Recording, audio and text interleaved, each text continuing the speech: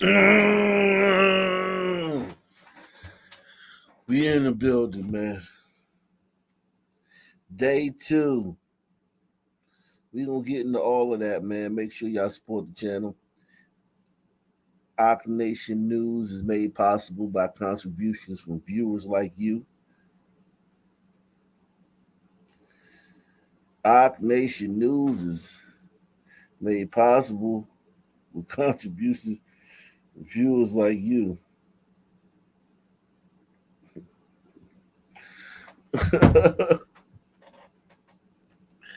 We in the building, man. We in here, man. Salute to everybody out there. Salute to the whole. Excuse me.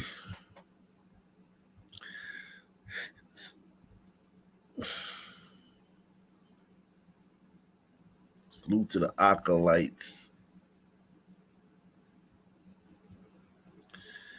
Oh, man. Jeez. Yeah, I think it's time for this. Yeesh.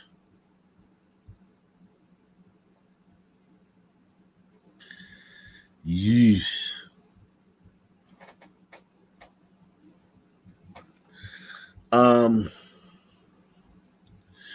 We are in the building.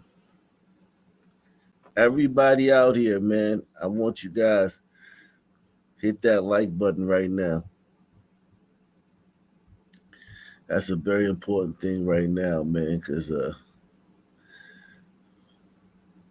we about to take this into the stratosphere, man. We about to take this into Pluto. You heard me? Shout out to Austin Devilcourt III, man. Says salute to Black Columbo, the Sun Whisperer. Yeah, man. Black Columbo in the building. I'm on the case, man. And just one more thing. I'm on the case, Jack. Yeah, man. See, I was raised in Washington, D.C., man. I'm from Washington, D.C., man. You know what I'm saying? I'm known in Washington, D.C., man. You know, people know me, man. So I'm like, man, shit, man. This story right up my alley, man. This story right up my alley. You know what I'm saying? This story right up my alley, Jack. We gonna warm it up, man. We gonna warm it up with some other stuff, though, man. We ain't gonna get straight into this, man. I'm gonna tell you right now, man. We ain't gonna get straight into it. I'm gonna just keep it a buck with you. We gonna warm it up. We gonna warm it up.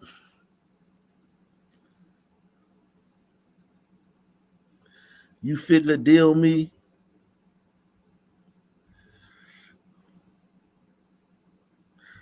We gonna warm it up.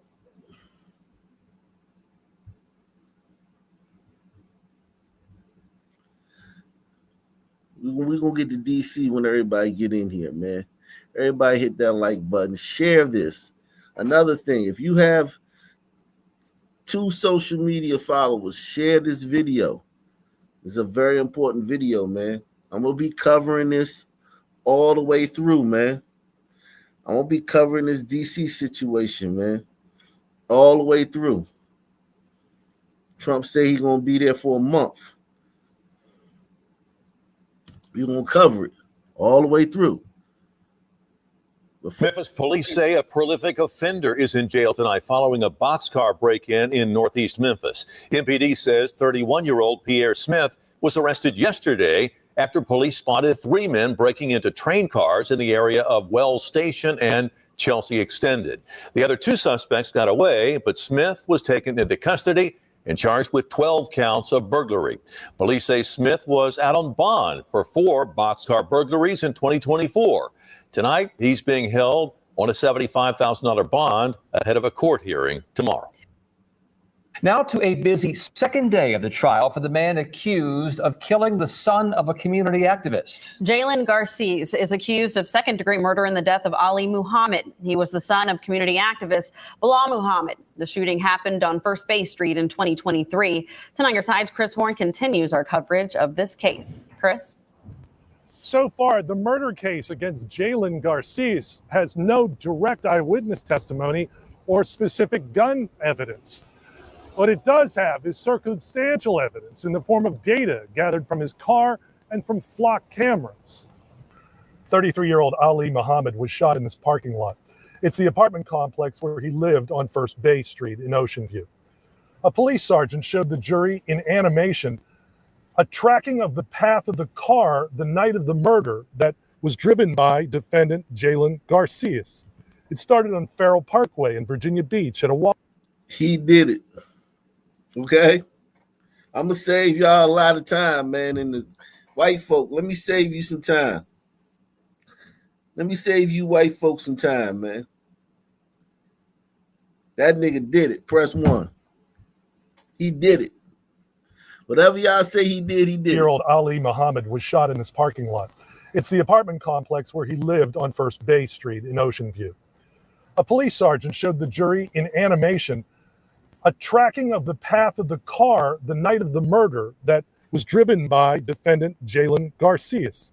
It started on Farrell Parkway in Virginia Beach at a Wawa, an ABC store, but then traveled to this Ocean View location by 10:10 p.m. The data also shows when the driver's door opens and closes.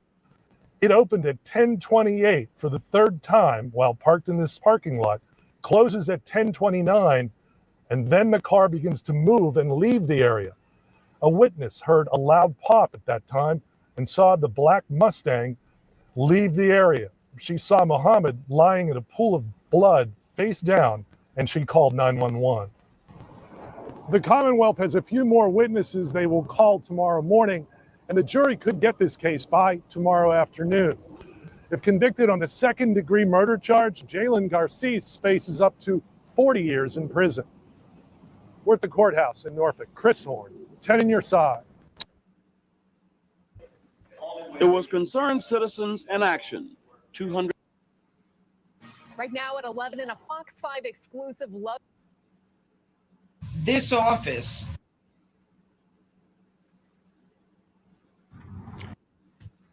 This is Liberation Day in D.C. and we're going to get in all that. They are demanding justice tonight after a 70-year-old sick man was beaten with a golf club while taking his daily walk. The brutal attack that happened 1 week ago in a 7-Eleven parking lot in North Hollywood near the Sycamore or Community Center of Los Angeles. Police now searching for the attacker as that elderly man recovers from critical injuries. KTLA's Chris Wolf joins us live in North Hollywood with details. Chris? Yeah, what a story, Cher and Micah. This was a brutal and likely unprovoked attack. And I can tell you this community believes the person responsible may be mentally ill or under the influence of drugs or both. And at this hour, we have new surveillance footage of a suspect. We need to warn viewers, however, some of the images you're about to see are very graphic and disturbing. Bloody and dazed, a man sits silently on the sidewalk immediately following a savage and senseless attack. Video too bloody and brutal to be shown. Witnesses say, for reasons unclear, a man on a bicycle bludgeoned the victim with a golf club and then left it at the scene of the golf club. Couldn't be a nigga, man. Blacks don't play golf, man. So that rules out black people. I think it was an older white guy, man. They said he had a golf club. Immediately following a savage and senseless attack. Video too bloody and brutal to be shown. Witnesses say, for reasons unclear, a man on a bicycle bludgeoned the victim with a golf club and then left it at the scene of the beating. The violence erupted outside of a 7-Eleven convenience store at the intersection of Satakoy Street and Lankershim Boulevard in North Hollywood around 3:15 p.m. Monday, August 4th. Look closely. Uh-oh. Uh-oh. Uh-oh. Uh-oh. Never judge a man by his clubs, man. Yeah. Uh-oh. Uh-oh. Store managers have provided surveillance footage of a suspect shortly after the crime, which police consider assault with a deadly weapon. The victim is identified as 70. He got very long arms. Don't get me wrong. This guy's got very long arms. And he's got a depressed prefrontal cortex. But listen, he could be mixed. This looked like a hombrito. This looked like a sombrito, man. Press 1. I think this is a sombrito. I think this might be a sombrito. Shout out to Big Larry. Big Larry's in the building.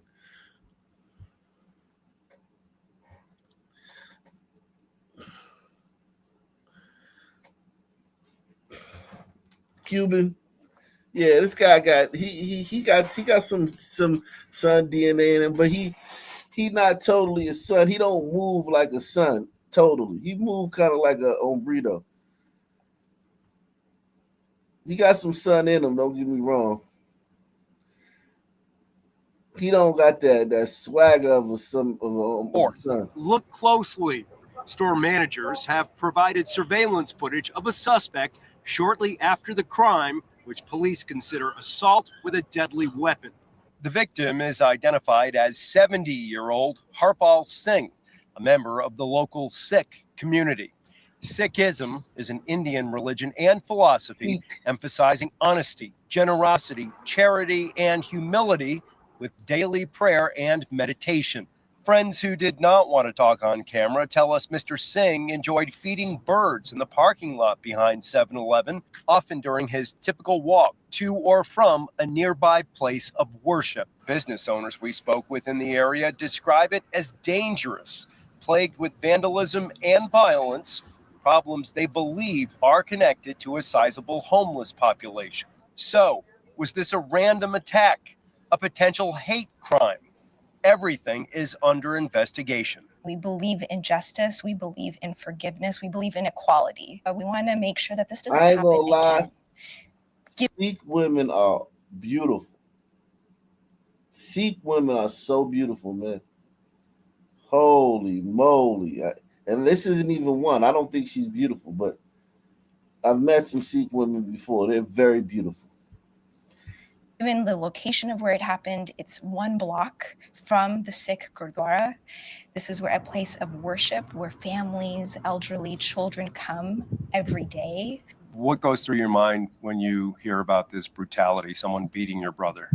So it is very hard to see. The victim, Harpal Singh, is listed in critical condition, and I'm told he's in a medically induced coma. Anyone with information in this case should contact the LAPD. Everybody hit that like button, man. Smash that like button, man. Share this video. We're getting into DC soon. We warming up right now. We'll be getting into DC very soon, man. Everybody hit that like button. Subscribe. Salute to everybody watching. I'm going to be dropping the link early today. Reporting live in North Hollywood, Chris Wolf, KTLA 5 News. This is News 5 at 6. What Maple Heights police believe was a random act of violence took the life of a beloved son and brother. He was loading groceries into his car, and he didn't make it home.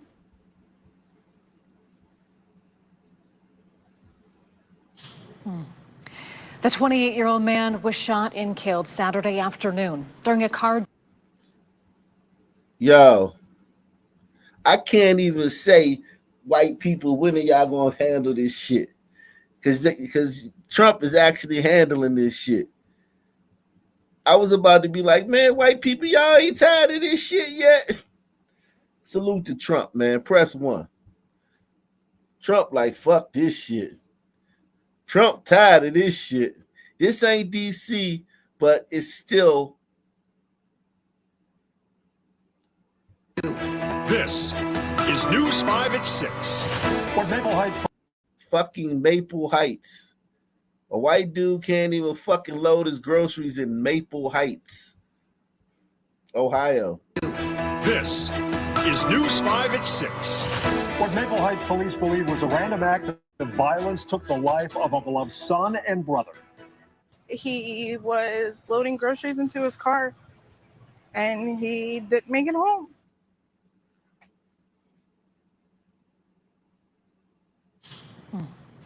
The 28-year-old man was shot and killed Saturday afternoon during a carjacking.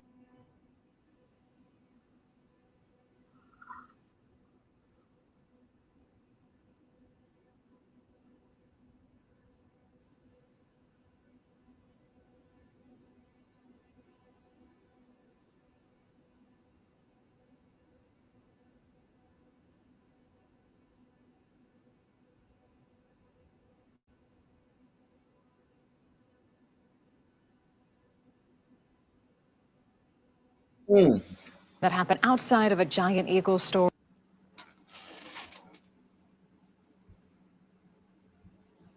The 28-year-old man was shot and killed Saturday afternoon during a carjacking that happened outside of a Giant Eagle store on Warrensville Center Road.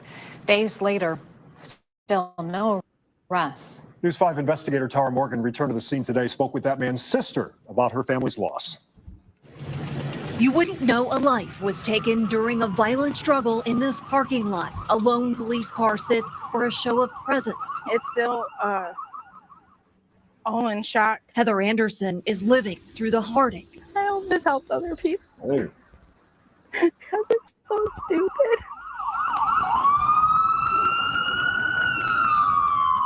It was a midday grocery trip for her brother, Timothy Kappenhagen, shot in the chest by a gunman who witnesses told police was wearing a mask. Maple Heights police say preliminary information shows it doesn't appear Kappenhagen knew the shooter. By the looks of it, the guy was robbed in the process of this whole thing. Looks like his pockets were emptied out. Police say the shooter took off in Kappenhagen's car, a Hyundai Elantra. It was found a couple hours later in Euclid.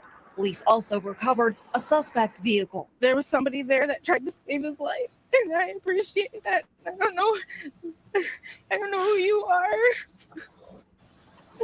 but thank you from the bottom of my heart.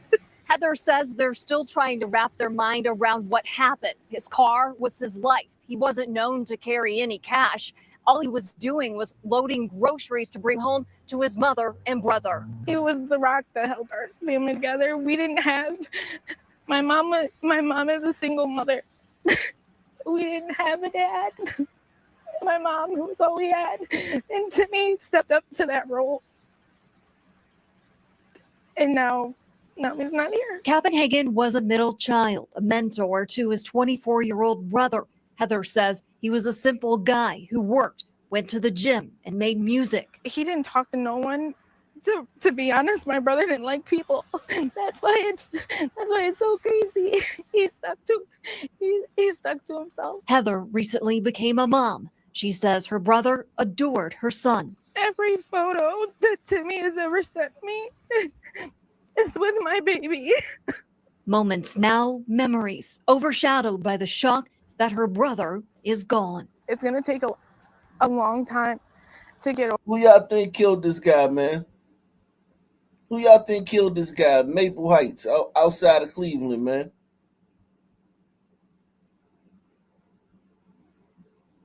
You said the playback is messed up?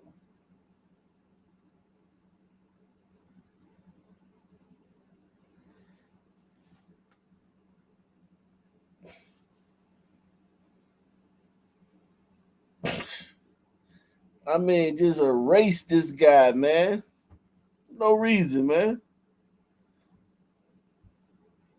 Take a long time to get over TJ. And I probably won't. But I don't know. I'm just here. I'm News 5 investigator Tara Morgan.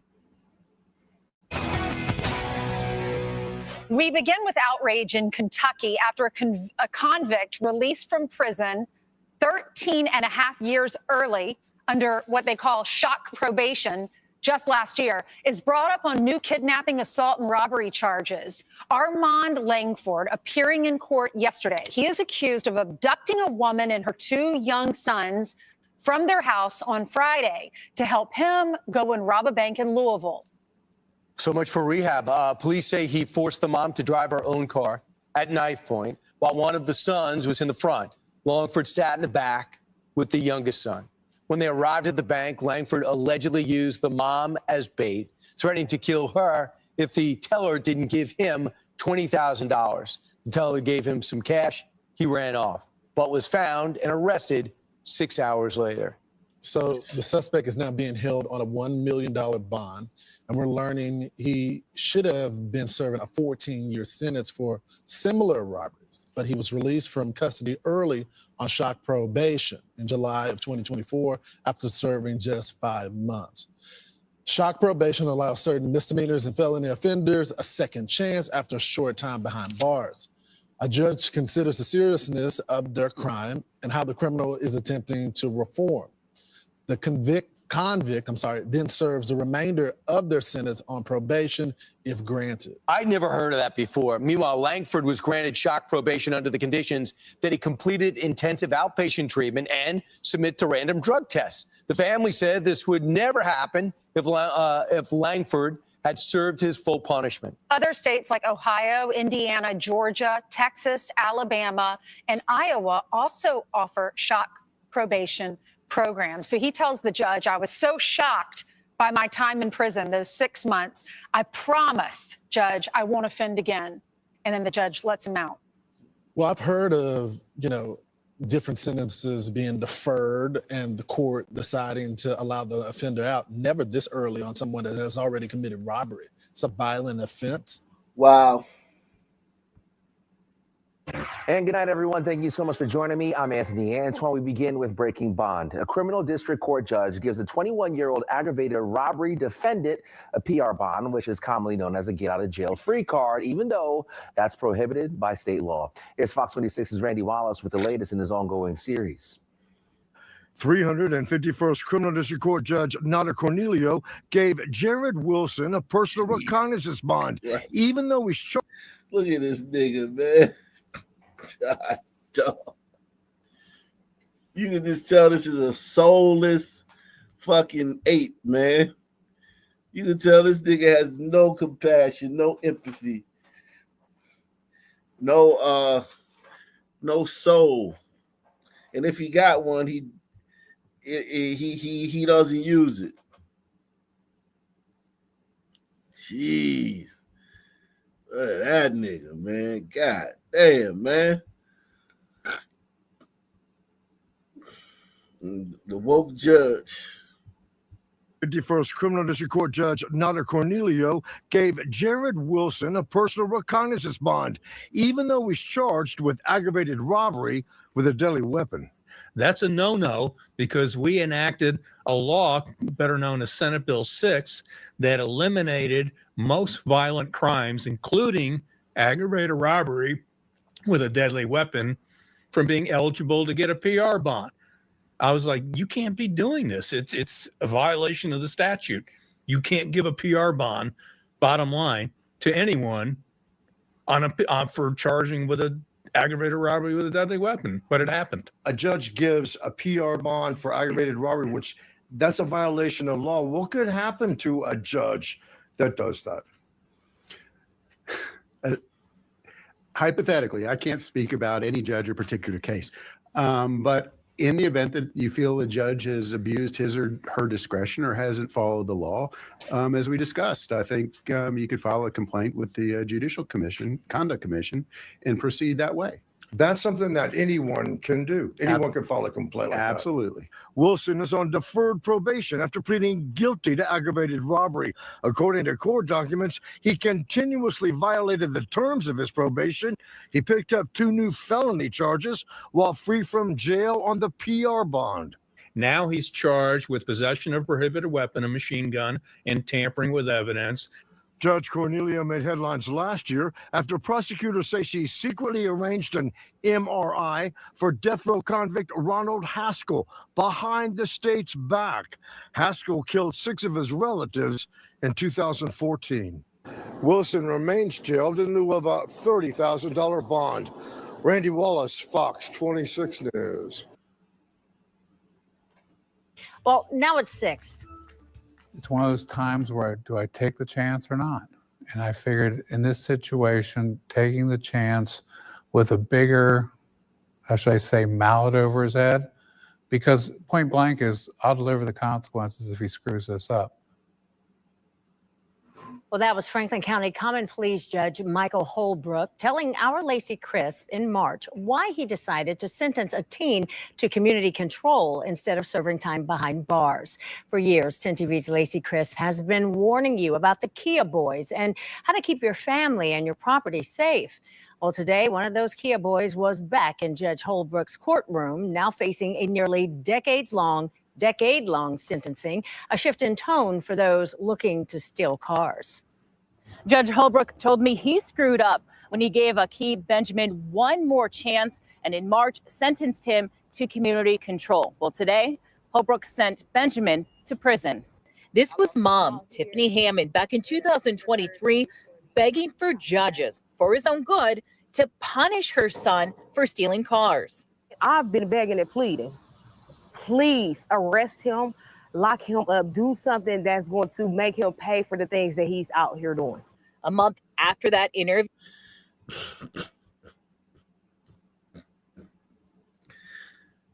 the system is so lenient that the mother gotta beg the cops to lock the nigga up, and they still won't do it. I mean, not the cops, the system to lock him up. The cops arrested him. Look at this nigga, man. Look at this nigga, man. Yo. For stealing cars. I've been begging and pleading.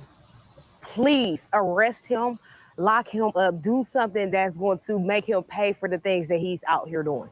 A month after that interview, Benjamin was shot while trying to steal another car. Last May, he was arrested in back-to-back days in Whitehall for his role in stealing cars and ramming into an undercover detective's vehicle. In March, Judge Holbrook sentenced Benjamin. Yo, look at all this shit. Yo, this ain't fair, man, because listen, as regular citizens, man, if we did any one of these things, we would be fucking sweating bullets and shit. These motherfuckers just... This shit is bad, man. Trump, we might need you to bring the National Guard to other places. Columbus, Ohio. I've been begging and pleading. Please arrest him, lock him up, do something that's going to make him pay for the things that he's out here doing. A month after that interview, Benjamin was shot while trying to steal another car. Last May, he was arrested in back-to-back days in Whitehall for his role in stealing cars and ramming into an undercover detective's vehicle. In March, Judge Holbrook sentenced Benjamin to community control. And we're caught up into the game. Now, I was told by the prosecutor no one was hurt. That was important to me. If someone had been hurt, it had been a different decision. In July, Benjamin violated that probation by being kicked out of a program. It's time to grow up, man. Face life and realize we're a society. And was back in front of Judge Holbrook today. He can't get caught up in this crap he's been doing. This isn't a video game. Despite the judge's admonishments, Benjamin did not say anything in court. You and I talked last time when you gave him community release, and you said, I have hope for him. Mm-hmm. How'd that work out? Didn't work out well, did it? Here we are. Holbrook explained he sees a lot of teens like Benjamin in his courtroom, and he tries to set up programming so they don't return. He was frustrated Benjamin didn't take the last chance he was offered. Disappointed to see him come back. You try to give him guidance. You were in the courtroom. I talked to him at that time, explained what my expectations were, and didn't seem to work. Benjamin will now spend... Yo, this guy's an activist, man. He's an activist. He's a goddamn community organizer. He doesn't need to be a judge, man. We don't need you trying to fucking fix these guys. Just fucking sentence them. Press 1. What the fuck is he talking about? I'm trying to... That's not your job. Your job's not to try to help these people. Your job's not to try to tackle the root problems. Your job is to look at what they did and sentence them. This is the problem, man. A lot of these judges are activists and community organizers and fucking violence interrupters and shit. And they lose themselves and they forget that they're judges. You're a fucking judge, asshole. All those other positions are being filled. And didn't seem to work. Benjamin will now spend the next 9.5 years in prison. In Columbus, Lacey Chris, 10 TV News. It's a problem. You don't need the major statistics. Yeah, I saw this the other day. This dude used to be woke as hell. I saw this. I forgot who sent this to me, man. If they got this dude turning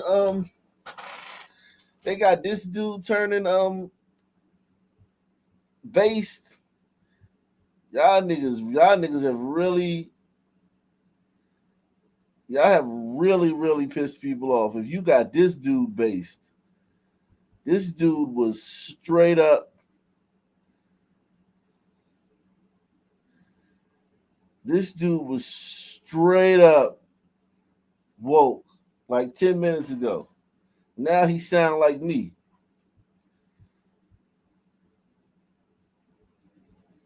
PD, who was on the scene Saturday night, tells me the teens robbed and assaulted people leaving an event at the bullpen, and that officers are hesitant to intervene and put their hands on a teen or child breaking the law.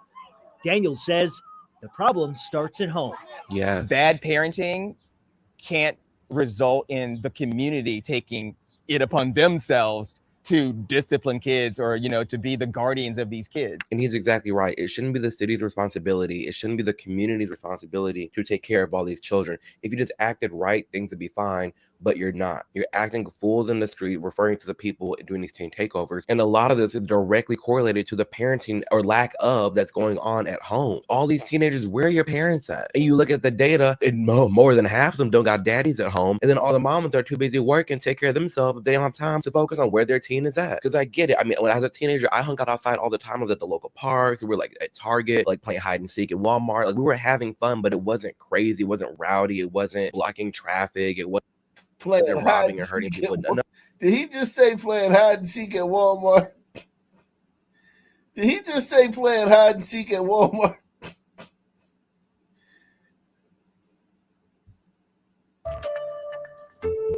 Here in We're Richmond gonna County. get into DC. We're gonna get into DC very soon, guys. Everybody here for DC, man. We get into DC very soon. We're gonna let everybody get in here first before we crack open DC. DC is big day in DC, man. Big day in DC. A lot happening. The sheriff warning residents of the release of a man who was arrested on charges of kidnapping a local woman. Our Shelley Garzone has the story. And we do want to warn you, some of the images you're about to see could be graphic. In my eyes, she's a hero. She's somebody that, I think most women need to look at, that didn't give up and fought for her safety in her life. And, she's hurt, but she's alive. This was the aftermath of a recent attack on a Columbia woman on Miles Road. Investigators say the victim was riding her bicycle when a vehicle hit her. The driver of the vehicle then turned around and came back to where she was lying in the road. According to deputies, the suspect, 24-year-old Timothy Yolness, got out of the vehicle and hit the woman in the face before placing her. Okay. Got a glider here, man. Is this a glider? What kind of glider is this? This is a glider, man. Yeah, look at that nose, man, and them lips. This is a glider, man. I don't want to hear nothing about no fucking anything else. This is a glider. In a chokehold. They say he then tried to drag her into his vehicle, but the victim fought back and got away. He's a danger to our community. I would hope everybody in the Columbia area looks at his picture and recognizes who he is and understands that he's dangerous. Yolnus was released on a $100,000 surety bond. He must also wear an ankle monitor, something the sheriff does not agree with. And that's one thing that we asked for when our investigators worked this case. Hey, the laws, even though the laws were made lenient for black people, because they wanted to, they said there was too many black people in prison. White people get the benefit from those laws too. We can't complain when white people benefit from the laws that were made lenient for black people. They made they made criminal justice reform. Who does criminal justice reform benefit? Criminals. So salute to this white dude, man. He got out. He hit a woman with his car, got out the car, punched her, tried to kidnap her. She got away. He got caught. He got out the next day because of laws made lenient for black people. Press 1.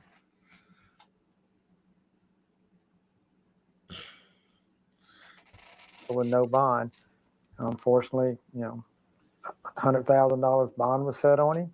He immediately got out. With many residents questioning how someone can be released after a crime of this nature, I sat down with attorney Jack Swerling to explain the factors of setting a bond. Danger to the community and a risk of flight are the big factors. Prior record is a big factor, and the nature of the crime itself. Swerling. See, he's not going to tell you before George Floyd, it wasn't none of that shit. It was just like, yo, you did what? Oh, no bond. All this stuff changed with Floyd, cash bail. And Trump said he's going to take care of cash bail too. He says he's going to get rid of that too. Okay? He's going to get rid of that. He said that. People might not have heard it because they're so busy worried about a lot of other things he said. He said he's going to fix this. And the nature of the crime itself. Swerling says the use of GPS ankle monitors has become more common to ensure someone released is staying in the area and away from victims. The basis of the revocation of the bond is that when you sign a bond, you're agreeing to keep the peace. You're agreeing not to be rearrested. So if you get rearrested, there's a good chance that a judge is going to revoke your earlier bond. Number one. Number two, there are certain crimes now, if you're out on bond for certain crimes and you get arrested for a list of other crimes, you're not entitled to bond at all. You're going to be staying in jail. There's no way to get bond. The Sheriff's Department encourages the public to stay vigilant, always be aware of your surroundings, and travel in pairs. If he does do this again, it's not on us. We did our job. We found him. We arrested him. The court system let him out. So that's on the court system. Shelley Garzone, News 19, WLTX. Philadelphia police are looking for the suspects involved in a deadly shooting in Lawncrest Friday night. The victim, only 23 years old, was pronounced dead at the hospital. This is the 10 o'clock news. I'm Jennifer Lee. Tonight, new surveillance video that captured that disturbing violence. Surveillance video Friday night in Philadelphia shows a white SUV pull over on Rising Sun Avenue and 3 individuals in dark clothing run out of the car before they point and shoot down Alcott Street. Another camera angle, timestamped around 10:30 p.m., shows the flashes of bullets. Yo, how did this dude not shoot his homeboy? Look at this shit. Shows the flashes. Look at this shit. They're both shooting. He's standing right here. He's standing right here, and they're both just shooting down the block. Who knows what they're shooting at? No tactical training, no common sense, man. Shoot down Alcott Street. Look how dangerous these dudes are. They almost killed each other. You got to get these dudes off the street, man. Trump send the National Guard to every city with a black man. Every city with a black man, National Guard. Press 1.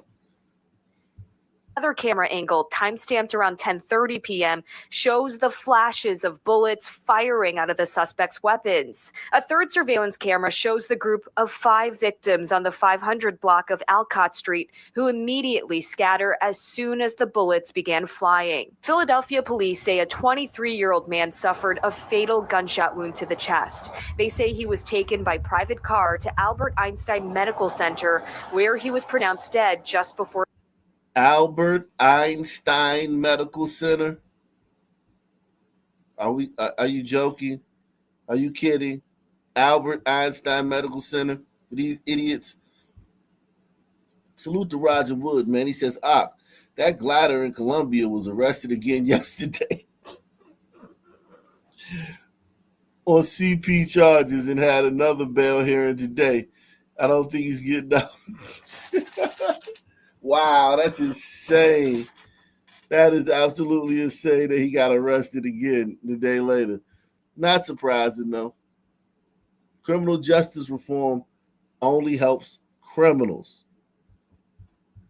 Midnight. Neighbors tell us the shooting happened around 10:30 p.m. and police did not arrive for about an hour. They say the victim collapsed on the front property of a home on Alcott Street.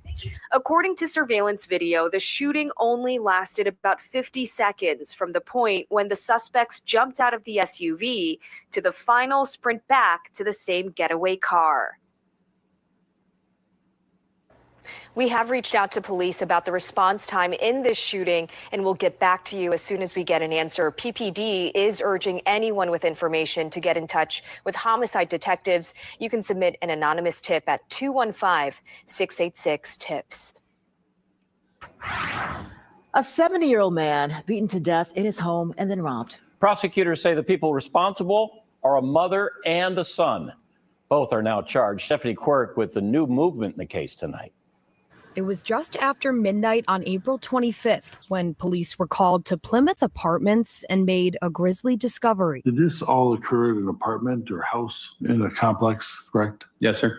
Investigators say officers discovered a 70-year-old man face down on the floor, beaten to death in an apartment. Another person, the victim's nephew, was also inside the apartment. He told detectives he woke up to a man yelling, quote, "Don't move. Don't even think about it." Seconds later, he says that man started beating his uncle. But prosecutors say he also said that man was not alone. The felony was probably committed by Mr. Taylor. Prosecutors say Melanie Taylor was there while her son, Isaiah Taylor, beat the 70-year-old man to death.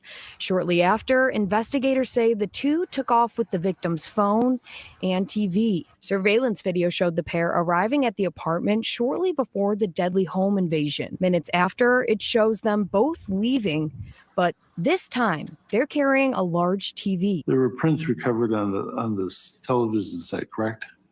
Yes, sir. It was 2 prints that were Isaiah Taylor's. Okay. Monday, prosecutors also charged Taylor's mother in connection to the crime. First is the same count in the complaint, felony murder. Melanie Taylor remains in jail on a $75,000 bond.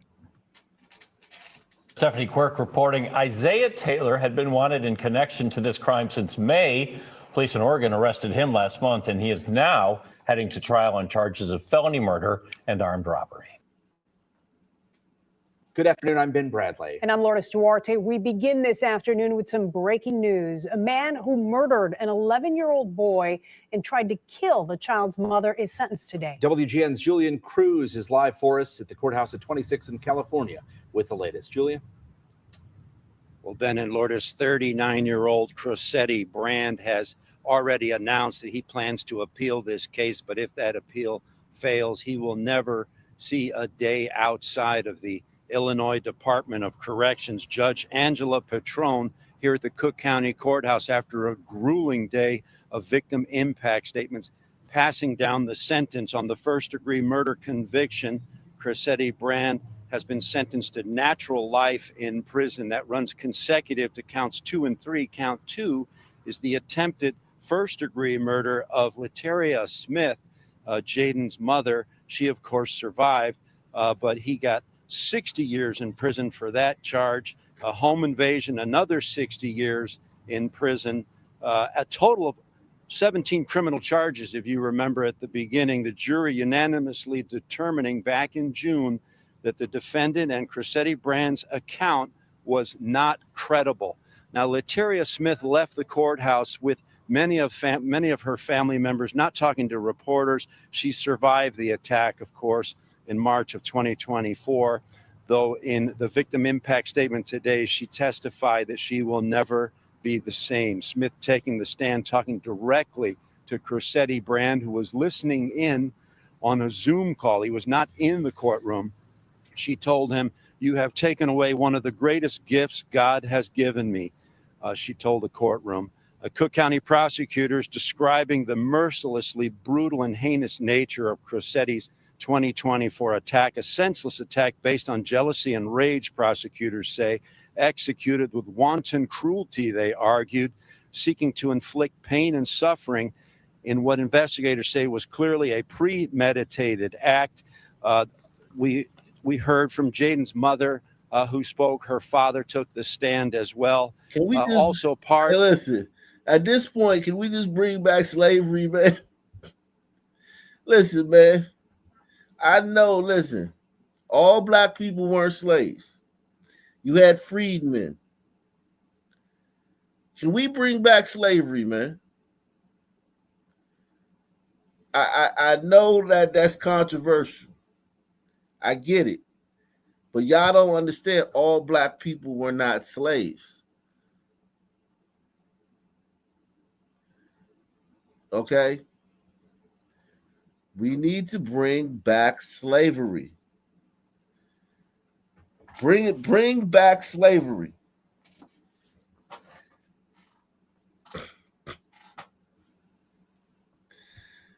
Bring back slavery, man. That's the only thing that's going to work with these niggas, man. Okay? That's the only thing that's going to work with these niggas. Bring back slavery. Bring it back. Slavery was not that bad, man. Slavery was not that bad. Bring back slavery.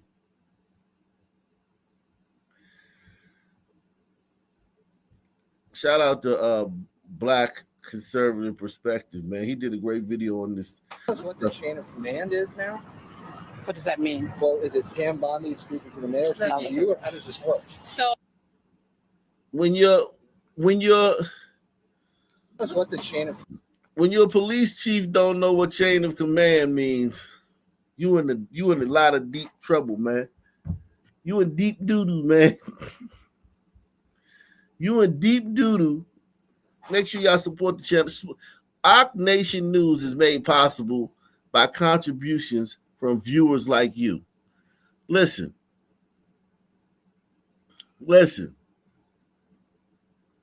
And also hit the like button. Listen. The police chief don't know what chain of command means. Okay? She don't know what chain of command means.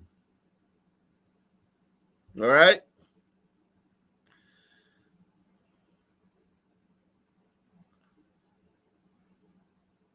All right? She don't know what chain of command means.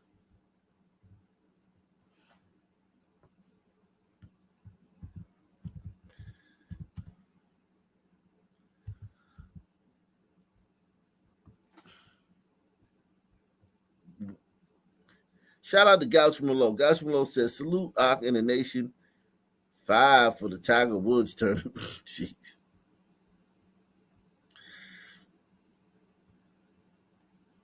Yeah, that dude was he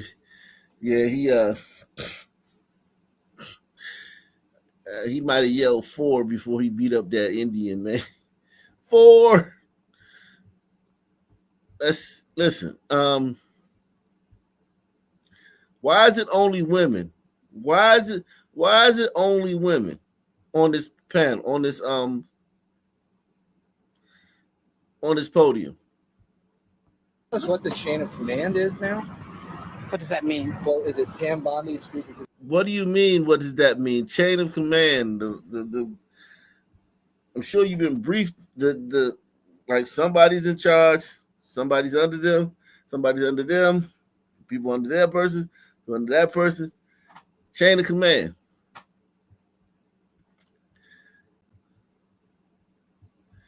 But salute to the mayor for saving her. The mayor jumped in. The mayor was like, oh man, I gotta save her.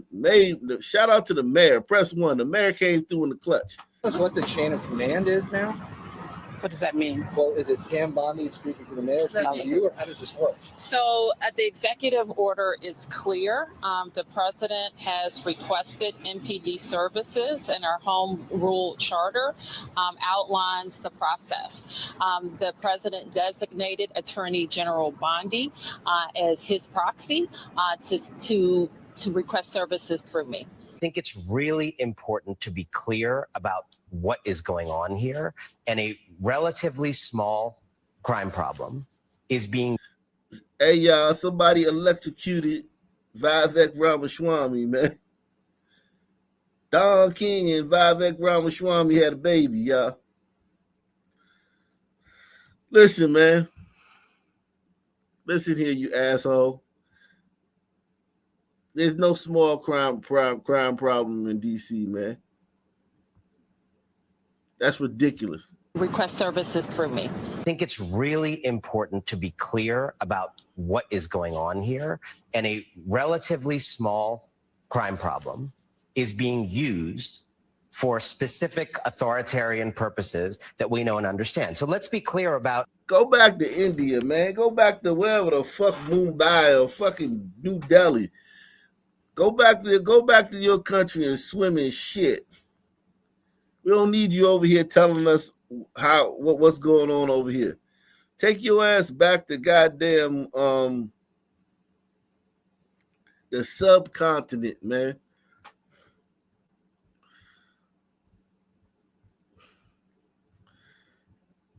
Over here telling us what's going on. I'm from DC, motherfucker. Those niggas is crazy. Old niggas is crazy, man. Yo, I heard the funniest shit regarding that, right? So I was hearing Tariq, right? I sometimes hear him because it got my attention when he was shitting on the immigrants, on the tethers. He was claiming that he was mocking them, claiming that he was enjoying the fact that ICE was on their ass, I guess. And I guess they were telling him, you should be with us, brother. You're going to be next. And he would laugh at them, right? So I heard him talking about this shit here recently. You should have heard this man. He looked pressed. He looked worried. He's like, I don't know what he's worried for. He's not doing. That's what I'm saying, bro. You know these stuntmen. You know stuntmen came for criminals. That's what he's worried about. Them hurting them kings, right? But he was saying things like, we're gonna have to figure out, the laws and make sure that they're doing things, like figure kids out the laws and don't break them. Right, rule number 1, shithead. If you're gonna shoot your gun, make sure you don't hit a kid brushing his teeth, right? Maybe I'm asking for too much from the kings, Rule number 1, don't fucking break the law. Right. But you should. I'm gonna send you that video because you gotta hear his tone. Go ahead. Send it to him. Put it in the back check. Big Pete in the building. Shout out to Big Pete. Big Pete says, great show last night. From the start to finish. Best show going right now. And that insight from Crook County about the shot spotter to lower the stats was mind-blowing. Salute. Yeah, that was great insight, man. Shot spotter. Yeah, that we talked about Chicago a little bit. Shot spotter is racist, if you didn't know. Yeah, it is. It's racist, man. DC does have one really big crime problem, which was the January 6th insurrection inside. So listen, I told y'all about my January 6th story. I was in DC on January 6th, okay? No one knew that it was going on. If you know where the Capitol is, in relation to the rest of the city, right? The Capitol is in an area. Yes, there's a shelter right near there, you know, and a lot of vagabonds and dope heads and shit like that around there, and synthetic weed users and shit like that. But as far as residential areas, there's no residential areas near the Capitol. So the black people who live in the city, no one knew that was going on. And the grounds of the Capitol are so big. The Capitol grounds are so big that all those people protesting on the Capitol, no one knew it was going on. No one cared. No one knew until later when they were told, hey, it was something at the Capitol today. Then everybody's like, oh, yeah, man. Oh, man. The democracy almost died at the Capitol today, guys. No one knew that was going on. By the current president of the United States, and his first act in coming back was pardoning all the people who tried to overturn constitutional republic order in Washington, D.C. When I go to D.C., I'm not afraid of losing my wallet so much as you should. Where do you go in D.C.? Because I would love to catch you in D.C. I would love to play the knockout game with you. Fuck it.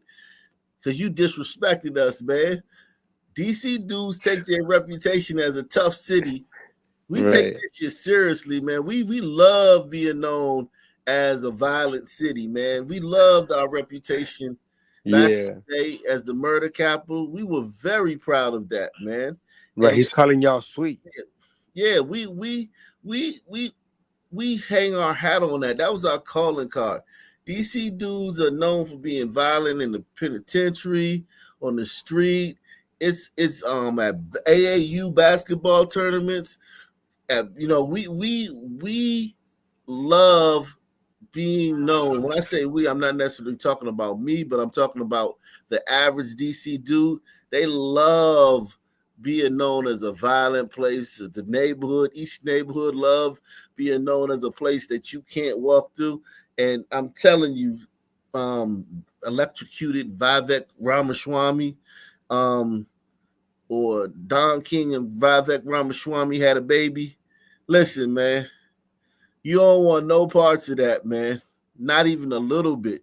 You couldn't handle the little 8-year-old DC kids, man. You couldn't handle the little 7-year-old DC kids. They're too much. Yeah.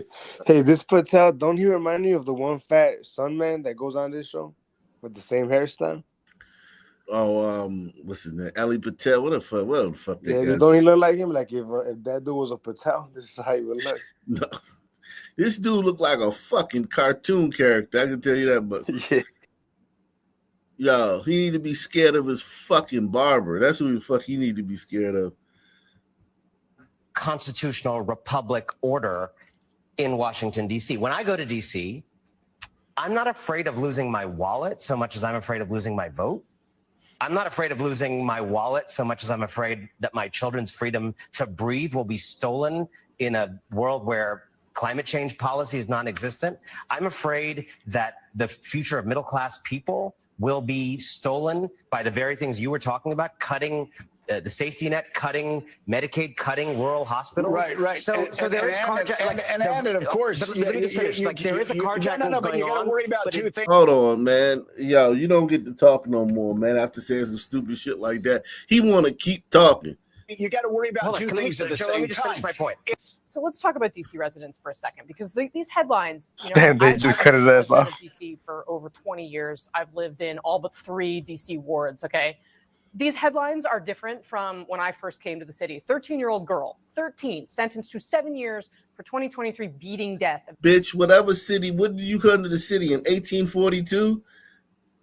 It was always bad. What the fuck is this whore talking about? These headlines are different than when I came to the city. Bitch, what are you talking about? DC been bad since, DC been fucked up since goddamn fucking Moses and shit. So let's talk about DC residents for a second, because these headlines, you know, and I was a resident of DC for over 20 years. I've lived in all but 3 DC wards, okay? These headlines are different from when I first came to the city. 13-year-old girl, 13, sentenced to 7 years for 2023 beating death of a DC man. Teen sentenced in killing of Lyft driver who came to U.S. seeking safety. This was a guy who was a U.S. military interpreter who was shot and killed in an attempted carjacking, again, by a 16-year-old. Now, juveniles fall under you, and the DC Attorney General, DC Attorney Jeanine Pirro, has focused in on this inability that she says she has to prosecute juveniles. The law allows people up to the age of 24 years old to potentially have more lenient sentences from judges. Is that working for people in DC? Boy.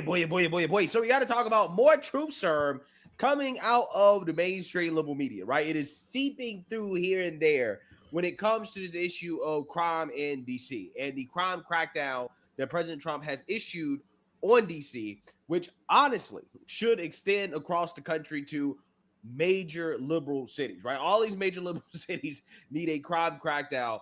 I'm hoping that President Trump makes an example out of DC in terms of this is how you govern, right? This is how you stop the violence and the chaos, because it doesn't matter how much Democrats and the liberal media try to gaslight us on crime in DC and what is happening. We all know the truth, okay? And you have individuals that are willing to go on television and to speak the truth about what is actually happening. Like, for example, the head of the police union in DC, who is welcoming President Trump taking over and helping crack down on crime. Take a look. Violent crime continues in D.C. Last night, a man was shot and killed in Logan Circle in Washington, D.C. Meanwhile, D.C. Mayor Muriel Bowser is firing back at Donald Trump for sending in the troops. I believe that the president's view of DC is shaped by his COVID era experience during his first term. It is also true that we experienced a crime spike post-COVID, but... So they're still blaming the crime spike on COVID and not them making all the laws lenient for criminals post George Floyd. This is gaslighting like a motherfucker, boy. Yeah. You know, it was downhill for DC ever since the Union lost the Civil War. Telling you, man. DC had a relatively, only for a black city, like not for like a city, but for a black city, they had a relatively low murder rate for about 20 years after the crime bill. Relative only for a black city, not for a normal city, but for a black city, they had a decently under control. And when I say under control, I'm talking about like, yeah, if any other group, I'm talking about Martians, aliens, fucking goddamn fucking prehistoric fucking hominids from a million years ago just showed up, it would be insane. But for blacks, it was not that bad. We worked quickly to put laws in place and tactics that got violent offenders off our streets and gave our police officers more tools, which is why we have seen a huge decrease in crime. A huge decrease in crime. Let's bring in the chair of the D.C. Police Union, Gregory Pemberton, and he joins us this morning. Gregory, great to have you here. I guess my first question is, why do you support the president's takeover? Ashley, thanks for having me. Sure. We completely agree with the president here that crime in the district is out of control and something needs to be done about it. This concept that crime is down is really an old trope. They're using statistics in a way that makes it appear that crime is going down, but our rank and file officers know that we're going call to call to call for armed carjacking, stabbings, robberies, shootings, homicides, and the crime isn't going anywhere. And so we welcome the assistance, and whether that's federal agents or the National Guard, we'll use it. We'll do whatever we can to get bad guys off the streets and try to keep citizens of the district safe. Our concern here is that this is a temporary measure. This is only going to last for 30 days, and then the feds and the National Guard will be on their way, and we'll be left holding the bag. Our agency right now is an authorized strength of 4,000 sworn officers, and we're currently sitting at 3,180 with more than 800 vacancies for the position of sworn police officer. Oh. And that's the main reason why we can't keep these streets safe. The department relies on 2 million hours of overtime every year to try to close this gap. So the underlying issues of the laws that have been passed by the DC Council, we hope that this 30 days gives some insight into from the feds to see exactly how terrible these laws are and how they've destroyed the police department, so that we can work to get those things corrected. You know, DC Police Commander Michael Pulliam is under investigation for allegedly changing crime statistics to make it appear that violent crime has fallen considerably. So I guess the question is, has crime fallen or not? And based on what you just told us, if a crime has not fallen. I don't think so. And that's a very interesting aspect of the story that doesn't seem to be reported, is that they have a command staff official who's alleged to have been going into police databases and changing felonies to misdemeanors to try to keep these crime numbers down. Listen, I know Commander Pulliam, and he's a stand-up guy. What I suspect is that this is a pattern of practice, and this is something that's been ordered from the top to make sure the commanders are managing the crime stats to make it appear the crime is lower than it is, which is a disservice to the city. It's a disservice to the officers. And above all, it's a disservice to the victims of these crimes when we're not taking the proper police reports and investigating them. And think about that. They fudging the numbers. So this whole thing has brought the national light that they fudged the number. It was just a local story that they were fudging the numbers, because I've been talking about this for years. It was a whistleblowers came out throughout the years in DC saying that they fudged the numbers on the crime stats. Now, because of this, I think there's going to be an investigation, and some really powerful people in DC government are going to have to sit in front of Congress and answer some questions, because if y'all are fudging the numbers, man, that's putting people at risk, because you get funding based on how much, crime you got, based on how much, you know what I mean, where the needs are. The crime is addressed. Police go to certain neighborhoods. You have more police in certain neighborhoods based on how much crime neighborhoods have. Those numbers need to be accurate in order for departments to allocate resources. Yeah. I wouldn't be shocked if somebody has to take one for the team. You know what I mean? And get charged. I'm telling you, man. I'm telling you. This is crazy, man. Advocating for those proper resources. Yeah. So once again, as the mainstream of media is boohooing and crying, conspiracy. So right-wing conspiracy that crime is up, that crime is out of control in DC. Well, not really, because the crime statistics are BS, right? They are manipulated by these liberal cities in order to make it look like crime is going down when it's really not. Okay. I mean, does anybody really actually believe these crime statistics? Like the one crime statistic that is really hard to manipulate, homicides, because again, you talk about actual dead bodies.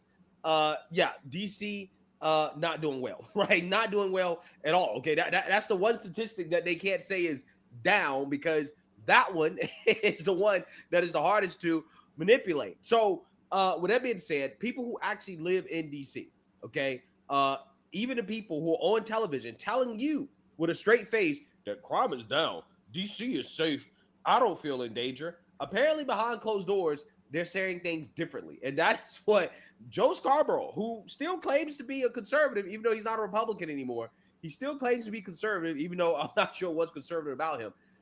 He dropped a little bit of truth on his network, basically saying that, yeah, I have people who on television, on Twitter, on X, whatever, they are saying that they disagree with what the president's doing, but behind closed doors, they agree with what the president is doing. Take a look. This is a fascinating story because so many people have been calling me over the past couple of days going, Washington should have gotten involved years ago. This place is dangerous. It's a mess. It's a wreck and whatever. And then they'll go on Twitter, this is the worst outrage of all time, the shocking, which I understand. It's like people need to express their concerns about Donald Trump going too far. We saw what happened back in 2020 with the National Guard. Certainly can't have any repeat of that. Don't want the federalization of the entire city. But man, I don't care what the crime statistics say. Crime has been a problem in this city for the 32 years I've been living inside and outside of the city. It's just, even now, Meek and I, we're talking to somebody who lives in the city. These are all Democrats who said, our friends won't walk more than 3 blocks in D.C. at night without feeling. Man, it's. Listen, 3 blocks, shit. You don't even want to go to your car in certain neighborhoods. I was telling you like a few years ago when I was staying at Airbnb in D.C., my wife was like, I left something in the car. Can you go get out to the car? And I was like, damn.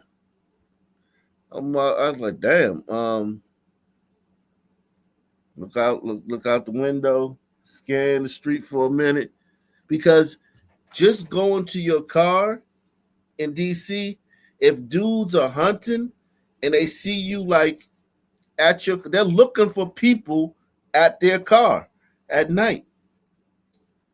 That's what they're looking for. What my wife wanted me to get, I would have had to look all through the car to see if it was in there, right?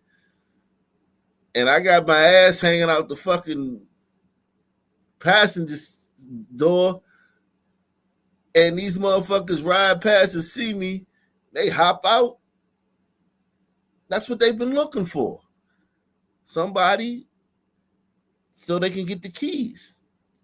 Somebody by their car, somebody parking, somebody sitting there, texting or on their phone because they don't want to go in the house yet. They just relaxing. They waiting for that. That's what they're looking for. So it's like it's always dudes driving around hunting. Yeah, I mean, look, I keep hearing about white privilege, and if that's it right there, they can keep it. Yeah, you can keep that white privilege. Door to door. I mean, I get one of those bikes, me. I love riding the bikes around. I'll ride around and I go door to door. I don't slow down. It's very dangerous there. Glad the crime rates are going down, but there is no sense of security for people who've been living in that city for 30 years. And again, my beef going back to my days in Congress always was, well, why isn't Congress doing more? I mean, they're really letting the nation's capital be guided by the lunacy of Marion Barry and some people on the city council that have some crazy ideas about, stopping the police from doing their jobs. But it's the nation's capital. So I think Congress and the president should have stepped in 30 years ago. I will just go back to the fact that, the people that are cheering this on privately are not like right-wing Republicans, are not MAGA people. A lot of our friends are in the media, and also Democrats that worked on Joe Biden's campaign, that worked on other campaigns, that are saying, yeah, I'd like to feel safe walking around this city. If the federal government can be a positive partner in keeping the streets safe, while, again, forming a partnership with the D.C. police and not taking over, then at least the people I've spoken with that live in D.C. day in, day out, see this as a positive step. Huh. Interesting. Fascinating. I hate this bitch right here. I can't stand her, man. Salute to Eric S., man, Off Nation Hall of Fame coming through once again. I never heard of her. This woman. Is she worse than Joe Taylor, whatever the fuck her name is? Yeah, she's worse than a lot of Joy Taylor. No, she just no, not the sport one. The Joy Reid. Yeah, not the peanut butter, whatever the fuck. The other one, the ugly one. She not worse than Joy Reid. No, she's not worse than Joy Reid. No, but she's bad. Yeah, she's horrible. But at So least, we have a man, situation. look, the only thing I was gonna say that she had going for her was one point, she had a decent size tits on her, but now she just got fat. It's like she didn't gain like probably about a good 100 pounds. So Who's it's that? Who you talking disgusting about? looking. I'm talking about this bald headed chick right here. You think she look good? No, I'm saying if you saw a full body pic like from like maybe like 10 years ago, she was just she was like an Instagram chick that went and got breast implants. And now She got those like shoulders, boy. She don't miss shoulder day. but man, I'm telling you now, she's just so bad built. Yeah, I never heard of her. Yeah, let me put. But she look mad about Where DC though. the same people who are boohoo whining crying on television about how this is so bad, this is so terrible, that also live in DC behind closed doors, they're cheering this on. They're happy that the president is doing this. Again, it really shows you how fake these people in the mainstream liberal media really are, right? They will go on national television because they hate Trump and talk about how bad this is, right? Like on the airwaves. But behind closed doors, they agree with it. Again, it's just, it really blows my mind. It really does. Okay. But who knows? When you are a liberal, okay, when you're a liberal propagandist, you have to toe a certain line, right? Because there are certain people that get offended, right, by crime crackdowns, because that means you have to acknowledge the truth about what is happening and who's committing the crimes and also who's a victim of these crimes. There's been a great deal of discussion about crime in the district. And the other day, I wanted to get a sense of what is actually happening in the District of Columbia. I asked for the number of teens who have been shot and killed by gunfire. Teens, everyone under the age of 20. As you can see, in 2024, we have, I believe I said it was, how many? Yeah. As you can see in 2024, we have 29 individuals who were shot and killed in the district, all teens, some as young as 3 years of age, okay, because of gunfire. Some of these cases are solved, some of them are not solved. But what this makes clear to me is that there is a whole community that is suffering because of the violent crime in this district. And anyone who wants to tell me the crime is down and that we don't need an emergency focus on crimes of violence, all they need to do is take a look at this and talk to the loved ones and the family members of these individuals, all shot and killed long before their time.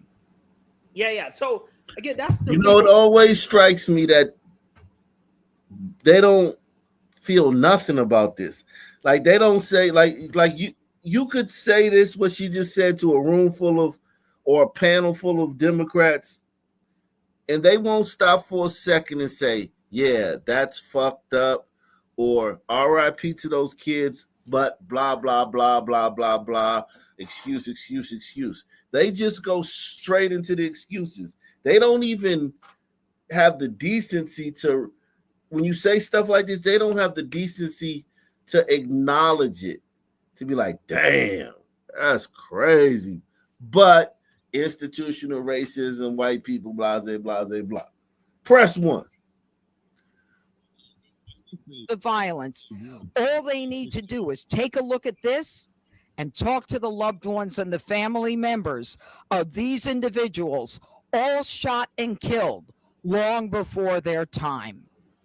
Yeah. So again, that's the reason why, as a Black conservative, a lot of this stuff is so frustrating to me, because you see the victims of these crimes are Black people, Black children, more specifically.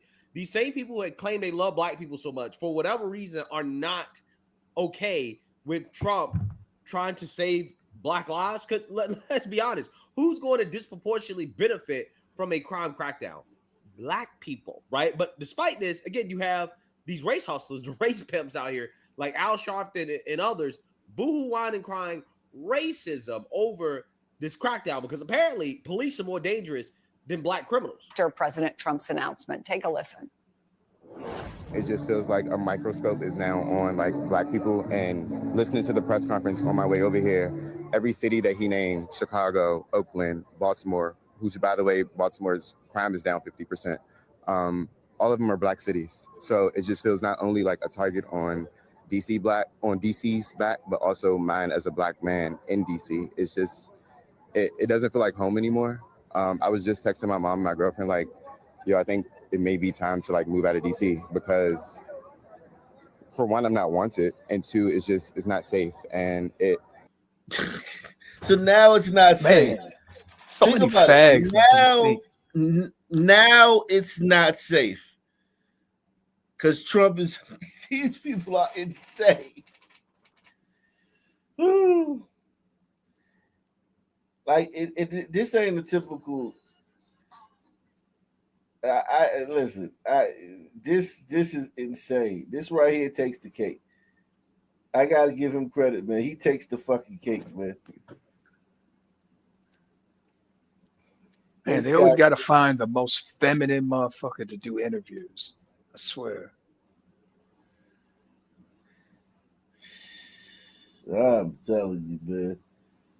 God damn it, man. Like, what the fuck did he just say? What the fuck did this nigga just say?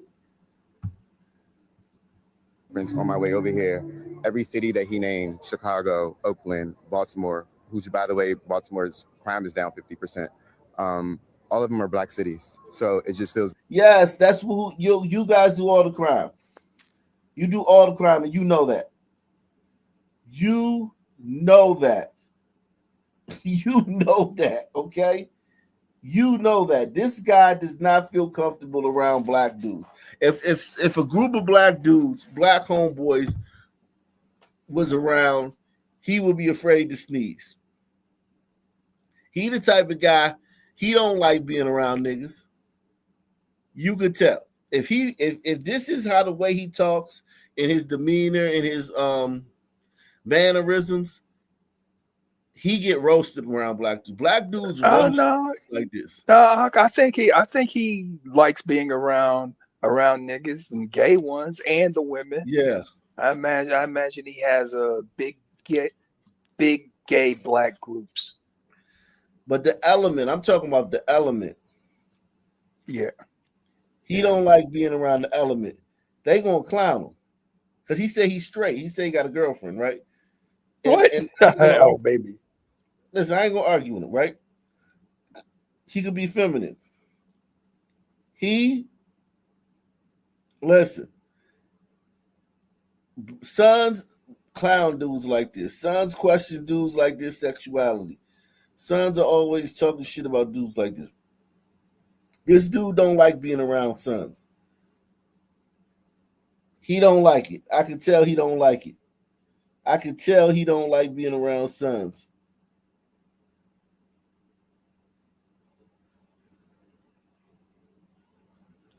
I can tell. I just know in my heart. Not only like a target on DC's back, but also mine as a black man in DC. It's just, it doesn't feel like home anymore. I was just texting my mom and my girlfriend like, yo, I think it may be time to like move out of DC because for one, I'm not wanted, and two, it's not safe. And if only the thugs had that mindset, if only the thugs was like, I'm not wanted, I'm moving out of DC. But it's you, the sweet feminine dude that ain't gonna bust a grape, that ain't gonna do nothing to nobody. That's the only problem. Yeah, I kind of was left speechless because it's just, this isn't home anymore. It doesn't feel like home anymore. Donald Trump, Rev, says he's actually making Washington, D.C. safer. Is that what's happening?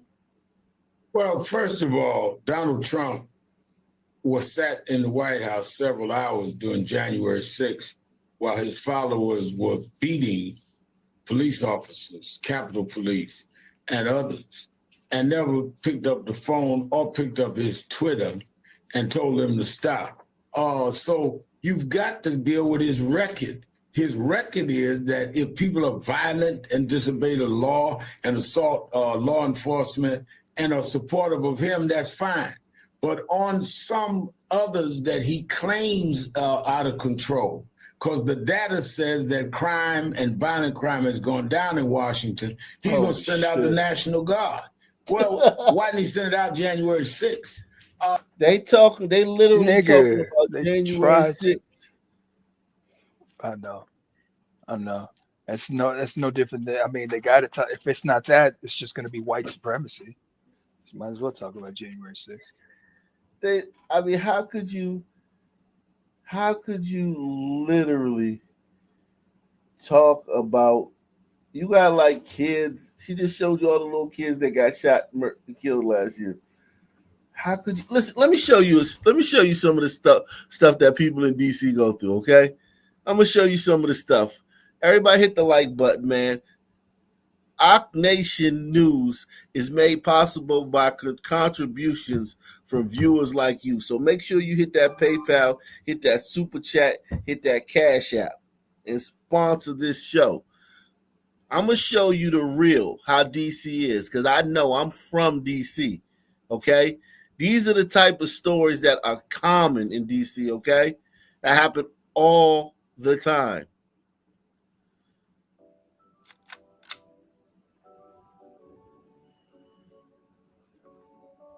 After her home's windows were smashed 3 different times, and she says no one, not even police, are helping. Can you even imagine? So she turned to 7 News on your side, and DC Bureau Chief Sam Ford stepped in to help. This is a story you'll see only here on 7 News. This is what they've been launching through my windows. Nalia Green lives in this Henson Ridge home with her 3 children, the youngest just 2 months old. She says 3 nights this week, youth have broken her windows with rocks. Here's some of the video from surveillance from neighborhood cameras. The first night, this large one went into my son's bassinet. She speculates it's because she's told them not to sit on her porch or use her electricity to charge their cell phones. I have video footage from my Ring cam with them. They're mad because she got an outlet on her porch. And since she got an outlet on her porch, they just come on her porch at night and hang out and charge their phones up. She told them to stop doing it. And instead of, oh, my bad, man, I'm sorry. All right, man, I'm sorry. These motherfuckers went to war with this woman. They took her to war over that. She should have played classical music over her Broken her speakers. windows with rocks. Here's in to help. This is a story you'll see only here on 7 News. This is what they've been launching through my windows. Nalia Green lives in this Henson Ridge home with her 3 children, the youngest just 2 months old. She says 3 nights this week, youth have broken her windows with rocks. Here's some of the video from surveillance from neighborhood cameras. The first night, this large one went into my son's bassinet. She speculates it's because she's told them not to sit on her porch or use her electricity to charge their cell phones. I have video footage from my Ring cam with them on my porch as late as midnight. I'm scared to death. A neighbor who doesn't want to be seen says they've called police repeatedly without result. Youths or no youths. You can't do that. You're tormenting people. I can't afford to keep replacing windows if I know that you're going to come back daily to do this. My kids are terrorized. We're owners. You know, you live in DC, they want you to own something in DC, and we're happy to have the community. But when you're being terrorized, it's like, what do I do? Do I up and move out of the community? Some of the residents of this southeast neighborhood. Now think about it. Think about this. This woman is still woke. Like, this doesn't change her wokeness level. This is how these black women in DC are. They still gonna be woke. But, and I'm sure she hates what's happening now with Trump. She probably thinks Trump, I mean, this woman, if 99% of black women in DC got Trump deranged syndrome, 99.5%. So I know this woman has Trump derangement, and I know she doesn't like anything Trump is doing. And I know she's probably complaining about this right now, but this is her life while complaining. This is the thing that they were getting at in the last story, that people who even experience this is their life, they still will come in front of a camera and denounce what Trump is doing.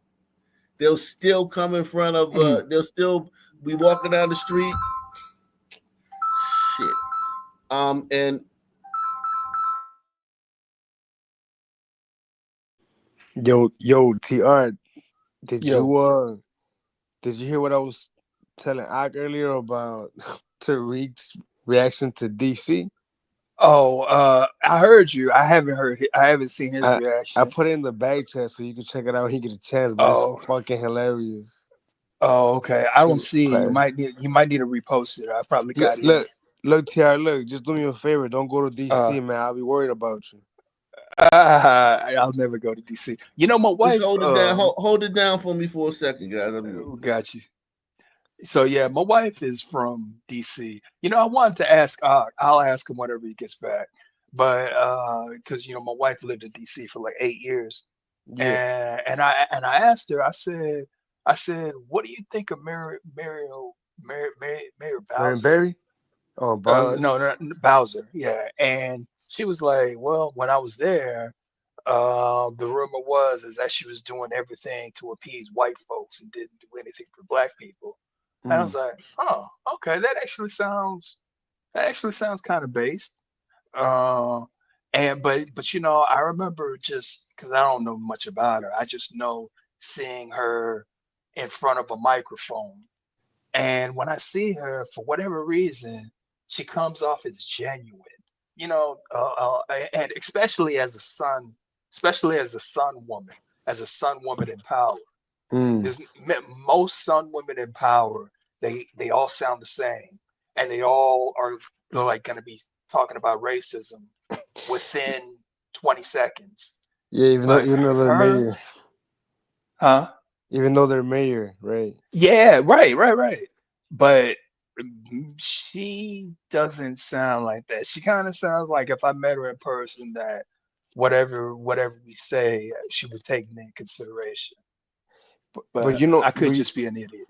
But you know what, dude? As far as your first comment about people saying that she would appease white folks or something, let's be honest, right? She could give every last dollar to the black community, and they would still complain and say that. Well, of course. There's nothing Not that only, like that's like that just is what it is, you know. yeah, not only would they complain, but it would get worse. Like things will get worse, and then the complaining will continue. It's Yeah. like what they say: don't ever negotiate with terrorists. Right. And it's like an unspoken thing that Yeah, whatever it is you give them, it won't be enough. exactly, and that And applies then, to reparations, dude. That shit you yeah, just said applies to reparations, bro. It's not gonna yeah, help. It's not gonna help that community. it's not. But I've always had this belief. And of course, me being a tether, um, I had this belief that, and oh, I had this belief that, and this was like about 2023. I was like, man, I think I think there's gonna be like this big discussion, and I think it's gonna come on the Republican side, but it's gonna be like this big discussion, and they're basically gonna say the Black reparations of America. They're gonna call it they're gonna oversell the name and make it seem like it's reparations and it's given to exclusively to black people. But it really don't got nothing to do with, it has a little bit to do with black people, but really don't got nothing to do with black people. It's about giving immigrants money. And then that's gonna be a way that they can kind of rearrange the world. So are you saying that they're gonna push for reparations for some people, but really that's a lie to give money to the illegals? I think that not only is it going to be given some, but I think that's going to be that final push into like But a they already did that though. it's gonna but no, I'm saying this is going to be like this is actually a move backwards, because like Well, now they get their money and now they're going to be zoned out into like a what do you call it, a segregated area or something but like that. but they I have nothing to back this up. This is just but I mean an last ongoing year thing. but last year they gave money to the illegals and some people were pissed. Yeah, I know. But So I mean, but that already but think happened. about it. But yeah, I know. But think about it. You give money to illegals, they're gonna kind of open up their businesses and they're gonna run them for the most part. You give this money to black people. I mean, I guess you're gonna see what they're gonna do with it, but I more than mean, likely you give it to illegals, you get a better return, and not to mention these people will work for yeah, pennies on the dollar, and yeah. I don't know that the so Venezuelans capitalized on it or not. I don't get the impression that they capitalized on it, but I can't imagine some people doing it. I just can't picture a black community that is thriving on its own. Like well, the gas yeah, stations being run by black folks. I know, Like the it's grocery store, mm, the shoe store. no, the A only bar. way, I could see them the only way opening up that barbershops. I'll give them I barbershops. mean, yeah, that, I mean, maybe there would be, I mean, I imagine if they can come up with their own, um, learn how to be seamstresses, learn how to, even that stuff right there, China is just gonna take it up. That's kind of tough, So, man. That maybe the older generation sisters could do that. But I mean, I don't know. I don't know. But I'm just like driving around Blackistan. I don't get the impression that even with reparations, that our community, any given community, could become like self-efficient. no, I It don't would think still so be. either. It would still There's be. gonna have to be some help. There's gonna have to be No, help, and the it, problem is it if would they still be get Tigers help. and Sandman running the Yeah, I system. know. It would just be full blown corruption. It's like no matter Yeah, what, it's like full no blown matter corruption. what, Yeah. no matter what. So there's this movie on YouTube that I started watch. It's on YouTube. I started watching it. It came out in like 1924, but so during when it was silent movies or whatever. But it's called Birthright, or from Ivy League to Justice or some shit like that. But Yeah. you got a son, man, who went to college. He comes home from college, and he went to Harvard. So he comes home from Harvard, comes back to his little small neighborhood. We're talking about 1924. The movie is 1938, but Yeah. yeah. So they're like, he goes to his neighborhood. They're like, "What you gonna do now?" He's like, "Well, I'm gonna buy it." He's like, I'm gonna buy land, and I'm gonna open up a school, teach nothing but colored people, let them Mm. kind of catch them up or whatever." And he was already getting ready to kind of like sell to this one old man that he knew down the street. Yeah. And then he was talking to the banker. He was like, "Hey, I'm just letting you know, he's I don't know if he was a banker. Let's just say he was just somebody, a businessman." He was like, "Hey, just letting you know, he's not gonna sell to you. He already told me he's not selling to any Mm. Negroes. He doesn't want any school there." And then he Right. ended up giving him his own lease. And he's like, "I'll sell you your own spot, and I'll sell it to you for Sounds kind you of like wanted Dr. his for Umar. 800." He It was like, reminds "You me of want it for Umar. 800. You want it for 800. You'll get it. I'll sell it to you for 100." So he gave him the deed. He bought it, and then he didn't read the deed. But on the deed, it said that if the moment that he built a school in that area, that he would be evicted, or that the bank can take his home. Bottom Yeah. line is, and so now the black people in the Yeah, I neighborhood. gotta move on, man. Yeah. Okay. My Yeah. bad. I You didn't told want me to the be whole rude, damn TR, movie. but Oh, I ain't even. I was still land the plane, bro. I didn't want to be You rude you though. telling me the whole Yeah. goddamn movie. Right. Yo, don't. Goddamn. Spoiler alert. Yo, God damn, man. Yo, I do want to say this though, man. Look, if I was a son, man, and they gave me reparations, first thing I'm buying is an AK because I know what the ops are doing.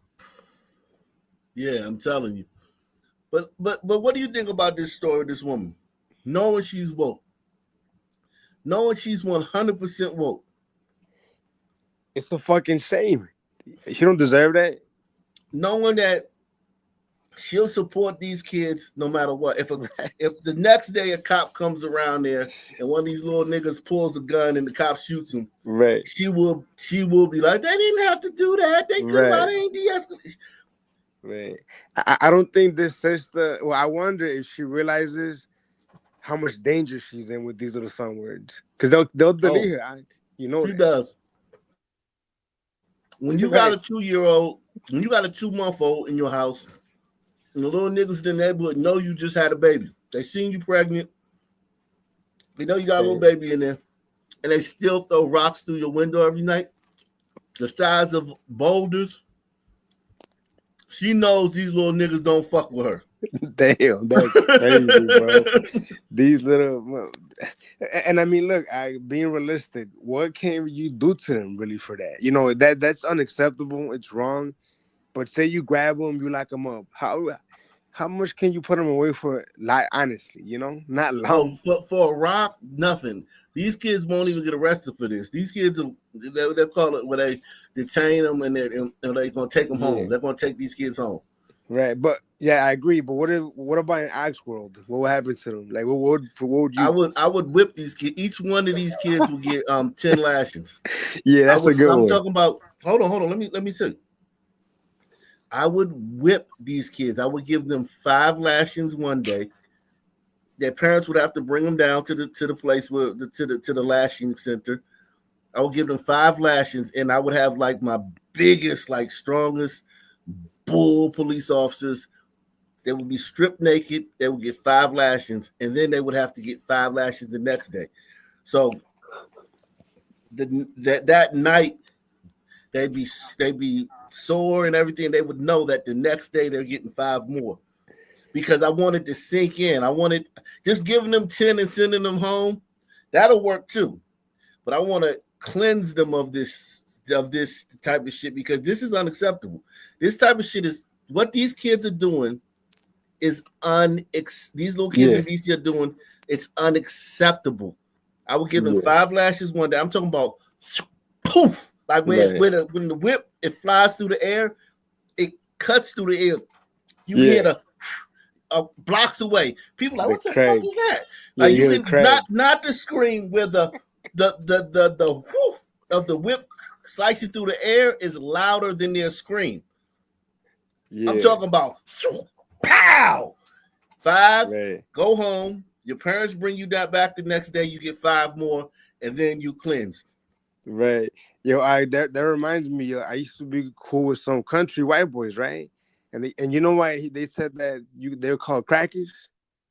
Because what you just described, the whip cracking in there, that's why they would call them crackers, because the whip would crack. Yeah, I heard that too. I didn't know that. I mean, I don't know if it's true or not, but probably not true. But those were smashed 3 different times, and she says no one, not even police, are helping. Can you even imagine? So she turned to 7 News on your side, and DC Bureau Chief Sam Ford stepped in to help. This is a story you'll see only here on 7 News. This is what they've been launching through my windows. Nalia Green lives in this Henson Ridge home with her 3 children, the youngest just 2 months old. She says 3 nights this week, youth have broken her windows with rocks. Here's some of the video from surveillance from neighborhood cameras. The first night, this large one went into my son's bassinet. She speculates it's because she's told them not to sit on her porch or use her electricity to charge their cell phones. I have video footage from my Ring cam with them on my porch as late as midnight. I'm scared to death. A neighbor who doesn't want to be seen says they've called police repeatedly without result. Youth or no youth, you can't do that. You're tormenting people. I can't afford to keep replacing windows if I know that you're going to come back daily to do this. Wow. My kids are terrorized. We're owners. You know, you live in DC, they want you to own something in DC, and we're happy to have the community. But when you're being terrorized, it's like, what do I do? Do I up and move out of the community? Some of the residents of this southeast neighborhood ask whether they would be going through this were this a different quadrant of the city. We contacted both. Damn. You're on mute. I'll keep you talking. I wonder what would happen if she had a man in the house. In the white neighborhood, nothing would change. In the white, unless he was one of them, unless he was a street nigga. If he was just a working guy, nothing would change. Here's the thing. I agree. What they're saying is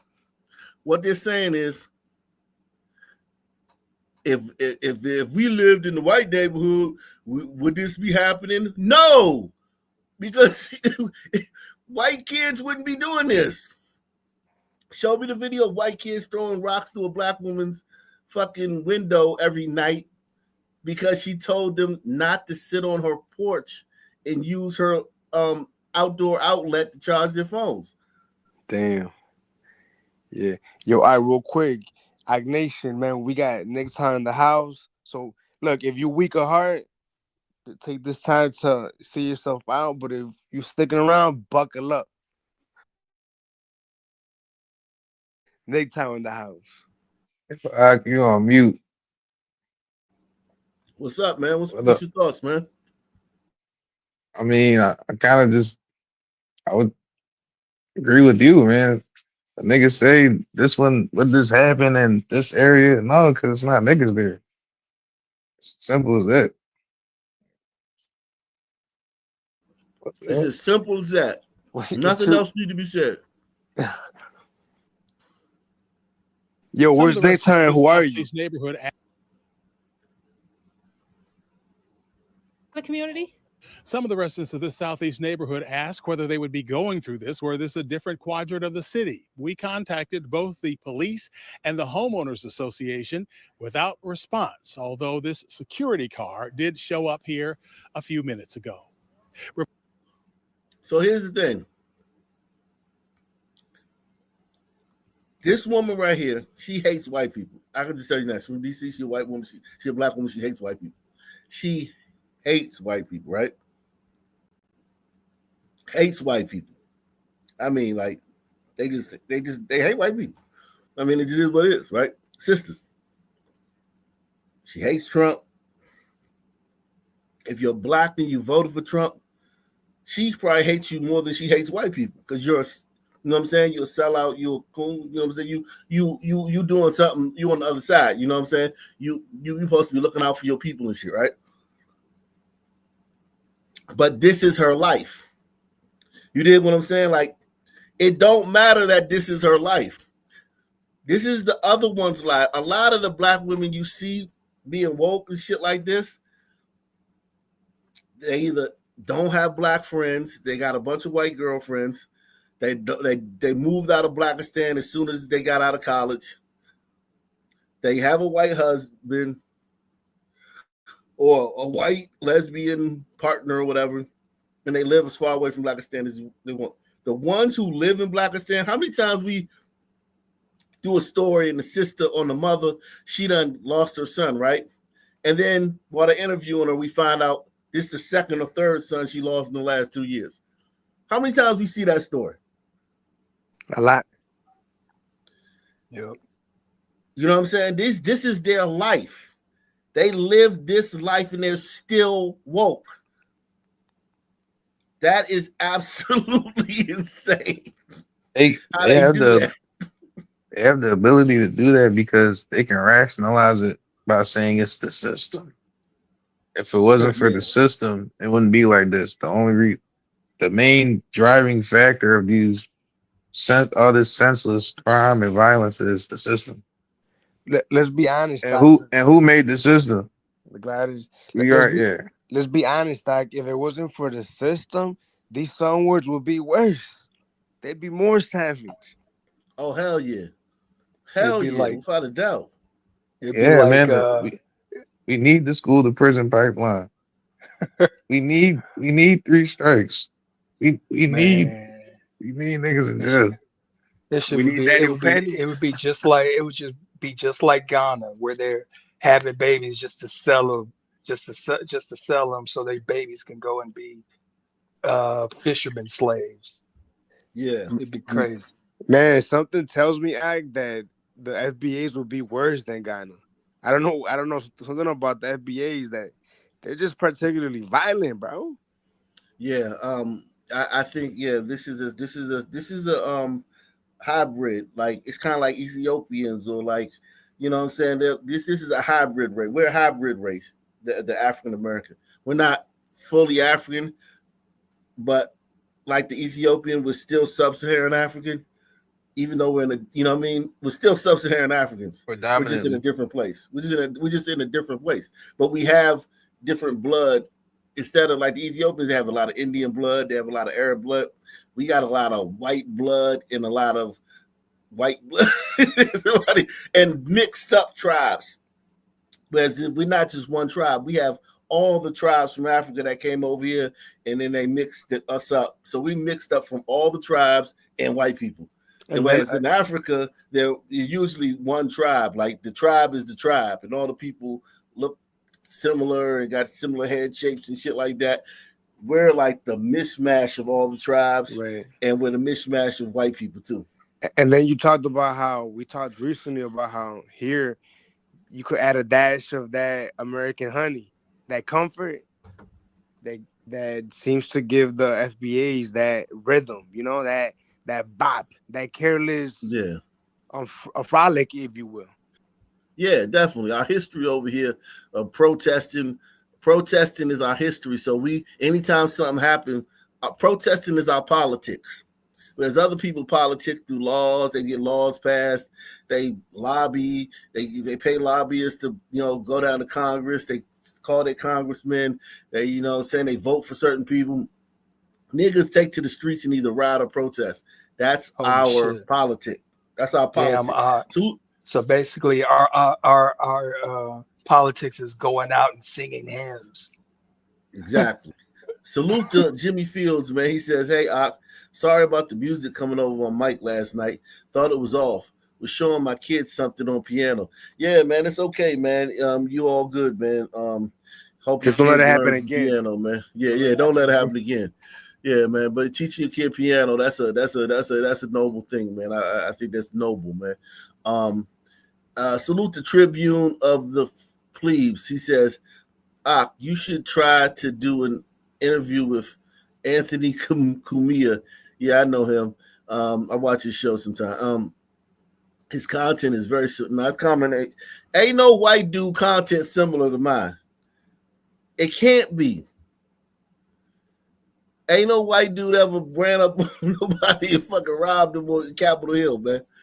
Ain't no white dude ever woke up and fucking niggerdom every day and went to sleep in niggerdom and went to school with niggas every day and came home and went to sleep in niggeria and shit and never even thought about even leaving that motherfucker. You just live that motherfucker. Like, white man ever did that shit. Maybe one. Howard Stern when he was younger. When he was okay. When he was okay. When he was okay. Did you hear his story about that? But yeah, let me play this. Yo, real quick, Chief. Yo, Voice Surfer, hit the link, man, and tell us how FBAs ain't violent. Tell us how everybody commits crime, bro. Yeah. Okay. Damn. Salute to Pamela Henderson, man. Shout out to Pamela Henderson, man. Man, down the city is quiet as a church mouse, man.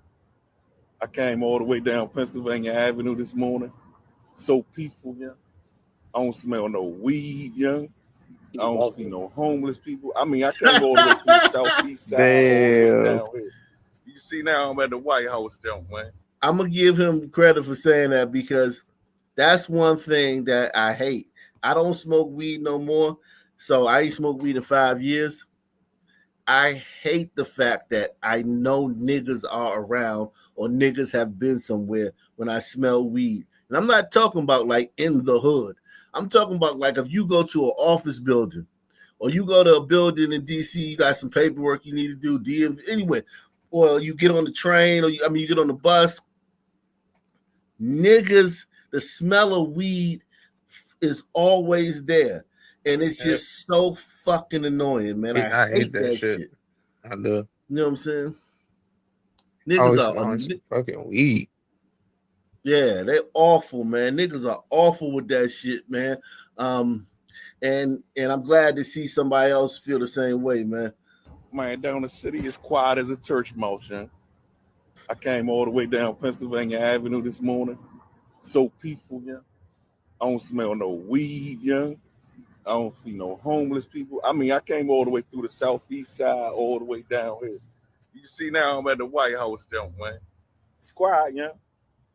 It's a shame that it takes somebody to have to sit in your classroom in order for you to be in order, yeah. Because that's what it feels like, yeah. You gotta be babysitter to do your job, yeah. Stuff been out of control for years. You ain't lying. Look at him smiling now. Better, He's yeah. smiling. You gotta do better, yeah. And mainly, young, you got the problems. It's us, man. It's always us giving everybody a bad name, yeah. We'll see how long this lasts, yeah. How many murders was it last night? How many carjackings was it last night? Talk to me. And y'all keep on posting all these data numbers and things of that nature that y'all see everybody else reposting. The stuff that came from the Metropolitan Police Department and the mayor, yeah. Let me tell you something, yeah. Let me tell you something. You can't be that stupid. You can't be, man. Who enters that information to get that data analysis, yeah? People do. You can enter whatever numbers you want to make whatever report show what, but you can't hide the crime, young. You can't do it. Yes, Let me give you something to break it down to you for those that don't understand. I retired from UPS, right? So what they used to do to play with the numbers or whatever, we have mission packages. You'll have drivers over the hours. They'd go in and enter the information and the report would show whatever they needed to show to keep their bonus that week for their bosses not to fire their ass. So stop believing that stuff. And I don't know if you ever had to deal with the DC government, young, but they suck, young. They have got a lot more better now that the officers have did what they had to do and got all of these people out of the government and got rid of the riffraff and things of that nature. People actually do work now. Let me give you this for example, right? You got carry and conceals or whatever that were being issued by the DC separate department that was handling the gun license and the things of that nature. They went from turnaround time for like 4 months, 5 months for you to have to get a gun registered in DC and get a carry and conceal to 2 weeks. It used to take you 3 months just to get an appointment to talk to somebody and take your information and your gun down there. Now, you go online right now and they got appointments available tomorrow. How does that happen? What changed? You put some fire under their asses and now they want to do some work.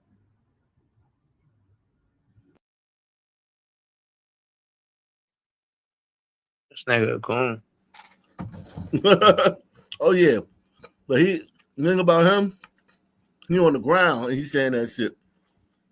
He remind me of me when I was living in quiet as a church mouse. When I was living in DC, making my videos and shit. It take a lot more bravery. It's a lot more bravery to make them videos when you in the city, when you know what I mean, when you motherfucker touch you. You know what I'm saying? When your feet on land. Yeah. Cook it in the back chat. Okay. Yeah. Let's see this, man. Biden, man. Biden was based. Yo, I'm my dog. I swear to God, bro.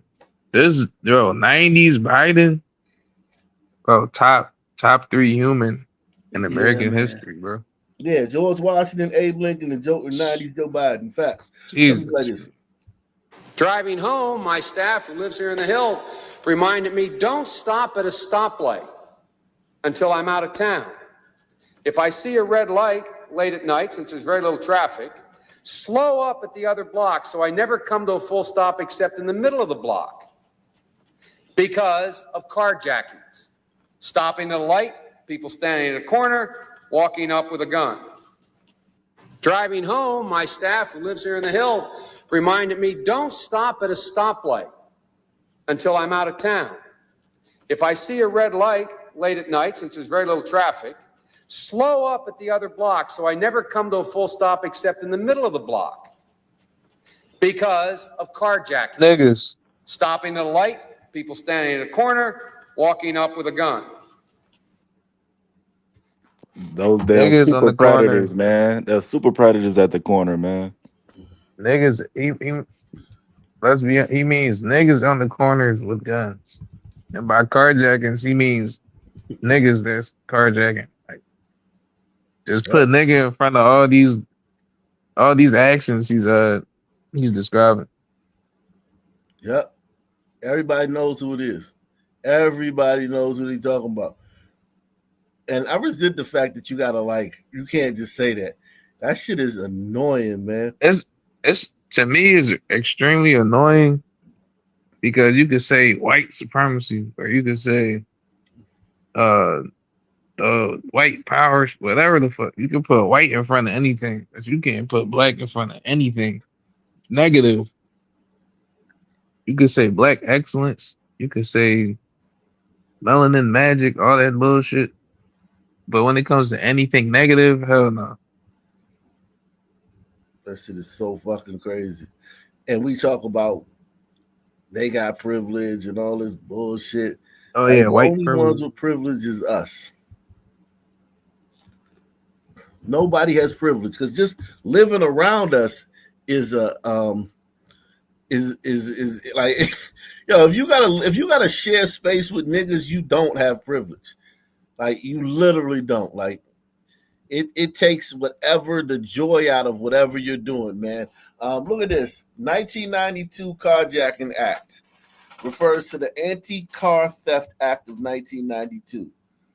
Specifically, Public Law 102519, which was signed into law in October 25th of 1992.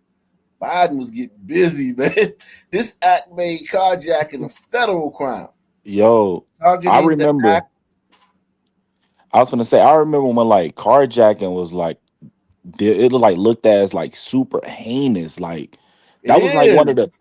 the. I know it's obviously like the craziest shit, but like I'm talking about, it was like the courts took it as like, yo, this motherfucker's out of control. Like, we have to bam this motherfucker.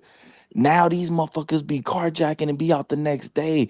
Like, do y'all understand how crazy a carjacking is, bro? Yeah, it is. Listen to this, though. It said this act made carjacking a federal crime, targeting the act of taking a motor vehicle from a person by force or threat of violence. The law was enacted in response to a rise in carjackings and aimed to deter auto theft and enhance law enforcement's ability to prosecute these crimes. Key provisions. The act specifically targeted the act of taking a motor vehicle from somebody by force or threat of violence, with the vehicle having been transported in interstate or foreign commerce. It also addressed the issue of chop shops, which are facilities used to dismantle stolen vehicles for parts. Because back in them days, they would steal them and they would end up on at the docks or on those boats. What those they go overseas or they go to a chop shop. These niggas nowadays, they doing the same exact crime, but just to joyride, or to use the car on the drill, or to use the car to go rob people. They're not taking them to chop shops like that anymore, like they used to, and getting, you know what I'm saying, back in the day. The law established severe penalties for carjacking, including imprisonment for up to 15 years for a basic offense and up to 25 years if serious bodily injury results, and a potential life sentence if death results. So they wasn't playing. It wasn't no going home the same day. Wow. Unbelievable, man. Shout Yo, out to and these Biden, man. kids, yeah, Biden, 90s Biden was insane, bro. He should have never like even tried to like, you know what I'm saying, go up in his career. Like, when he was just a little senator that was like plagiarizing and lying on speeches and shit, he was legit, bro. You should just stay right there, bro. I don't understand why you wanted to elevate your career, man. Now look at you, man. Your legacy sucks. Hey, but I was gonna say, bro, these kids, bro, we be catching these kids on like like aggravated vehicle hijacking with firearms, bro. And these motherfuckers be going home, bro. Or they get like 18 months or some shit. This shit is crazy. 15 years bare minimum. Yeah, 15 up to 15 years if you just do it. and then up to 25 years if great bodily harm, and life sentence if you kill somebody. So you won't get some time, but it deterred that shit because carjacking did go out of style. I can remember when I was a young man, like in my late teens and 20s, it wasn't niggas was stealing cars. I didn't hear too much about carjacking. Carjacking is like something that just started getting hot, like, you know what I'm saying, the last like 10 years. Don't get me wrong, there were carjackings. I'm not saying it stopped 1,000%, but it wasn't like the hot crime it was the last 5 or 6, 7, Nah, 8 it years. definitely wasn't. Like carjackings wasn't that big when I was even growing up. Like that shit wasn't like I never heard of like a motherfucker like get carjacked. Like now it's like if you live in Blackistan, you probably know out of 10 people, 6 of them motherfuckers been carjacked. Yeah, and if you know a bunch of little kids, like if it's a room, if you just walk into a room and there's 20 little son teens, like John Marquavius, Jalen's, and fucking, Traviantes, those types, all of them niggas been on a carjacking mission. They might not have put the gun to the person's head, but they all been on the mission. Even the trail car or they went and actually jacked the person. They order, you know what I'm saying? Yeah, that's for All of them sure. done fucking rode around in the car that's been carjacked. They all been in a car that's been carjacked. Man, we had a 11-year-old that was a prolific carjacker. And I'm talking about like this dude had like over 30 fucking carjackings that he was like on. And he was 11. Wow.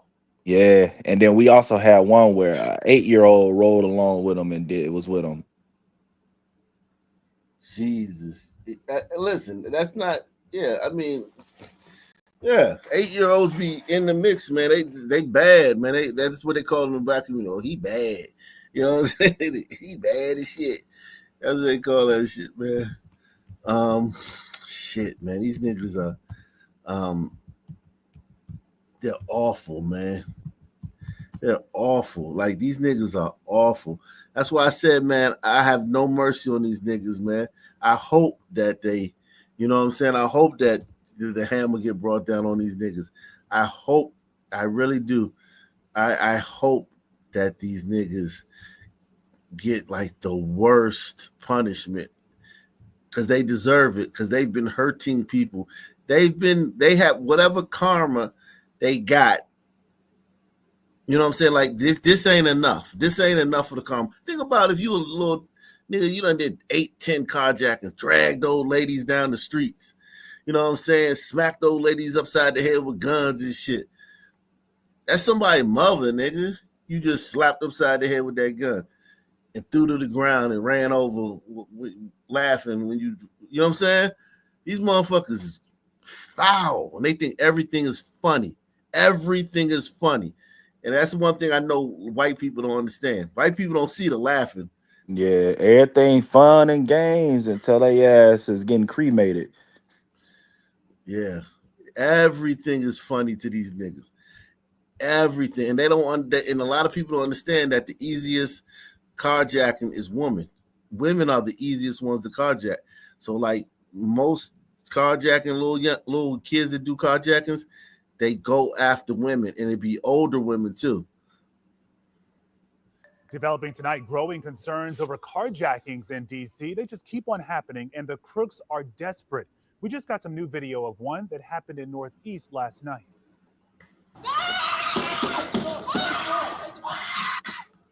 Yeah, that noise there, a mom. Police say she was in her car with her 11-week-old baby. Someone carjacked her and then took off. All new at 11. Neighbors who saw it all happen spoke with our Colby Satterfield. They're nervous. And listen, you don't got time to get the baby out. They're not going to wait for you. They're going to take the baby, and then they're going to take the car seat out like a few blocks away and leave it on the corner. Yeah, man. I'm telling you, that's what they're going to do. They're going to leave. They just going to bend. They're going to get away from the scene, and when they feel like they far away close enough, they're going to unhook that baby seat and leave that shit on the motherfucking corner and go about their motherfucking way. I promise you, that's what they do. They could be next. I heard the screaming. DC police say it happened Wednesday evening just before 6 at the intersection of 4th and H Street in Northeast when a man with a knife opened the door to a car that a mother and 11-month-old baby were sitting inside of. You know, it's how you would scream if something were happening to your child. The police report says the man wouldn't let the mother get her baby out and threatened to stab her if she kept screaming. That's when he took off with both of them in the car. That moment and her screams caught on camera. Maybe a few minutes later, her husband came running down the street. My heart was just, breaking for the guy. He was distraught. Eventually, the thief dropped the woman and her baby off, but took off with the car. It just seems to be there's a spree of them. This week, both police and politicians announced they've made carjackings a priority. Let me tell you something. Playtime is over. This is not a video game. DC and Prince George's County Police coming out with a plan to crack down on carjackings across borders. For now, neighbors are on edge. Got to be on guard. This was 3 years ago. We not playing. Yeah, right. We not playing. Shit, nigga. These motherfuckers, these little niggas are sick. Okay, they're sick, and I hope they get everything they got coming. I don't feel sorry for them at all. DC police are investigating a carjacking and shooting in Northwest. It happened on the 1400 block of Newton Street. Investigators say someone forced a woman out of her car and shot her in the leg. She is, though, expected to survive. Police have that suspect in custody. News 4's Pat Collins is live for us in Northwest tonight. Pat, can you walk us through what happened? Yes, another driver shot and wounded in our city, and yet another carjacking. But I want to begin this story with Lynette Daniels. You see, she's lived here on Newton Street a long time. Maybe it's time to ban cars. 1 o'clock, people going to work, putting up Christmas decorations, and I hear a shot. And I look out. Somebody's been carjacked in front of my home, the place that I should feel safest. A broad daylight carjacking. The scene, the 1400 block of Newton Street Northwest. A woman shot in the leg as she was coming to pick up a friend. The wounded victim ends up lying on the sidewalk as the gunman drives off in her car. The street blocked off on both sides as about 24 cops move in to work the scene.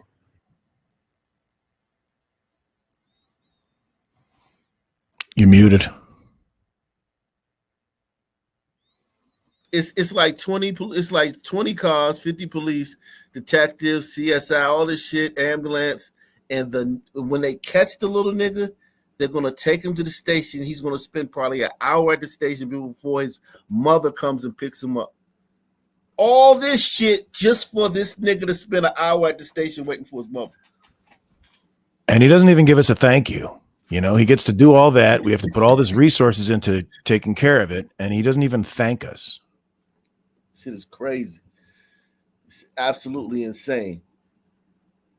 It's absolutely insane. And they know that's what's going to happen. They know police got to take them to the station and call their parents. Shit is insane. Look at all this shit that happened, man. Lynette Daniels, she was here when it went down. She's lived in this block for 18 years. People are afraid. People go to work and they come home. They're watching their back when they park their cars. Unlike anything I've ever seen. Now this carjacking happened. Now this same woman, you got to understand, right now, because Trump is doing it, because this is 2 years ago, right now, she's saying a different tune. She's saying the city's safe, crime's down. I don't know why they're doing this. This is political. You're only doing this because we got a black man. I promise you, she's saying that now. I promise you. 99.5% of black women in DC are woke, hate white people. Okay? But this was 2 years ago. So we getting honesty from her. Cars, unlike anything I've ever seen. Now, this carjacking Except for the happened in previous 100 116 times this she's seen it. afternoon at 1:32. 16 minutes later, police found the stolen car on Bangor Street in Southeast, and they arrested the suspect as he tried to run from the scene.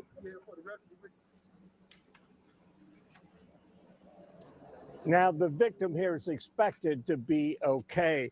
This year, we've had 456 carjackings in our city.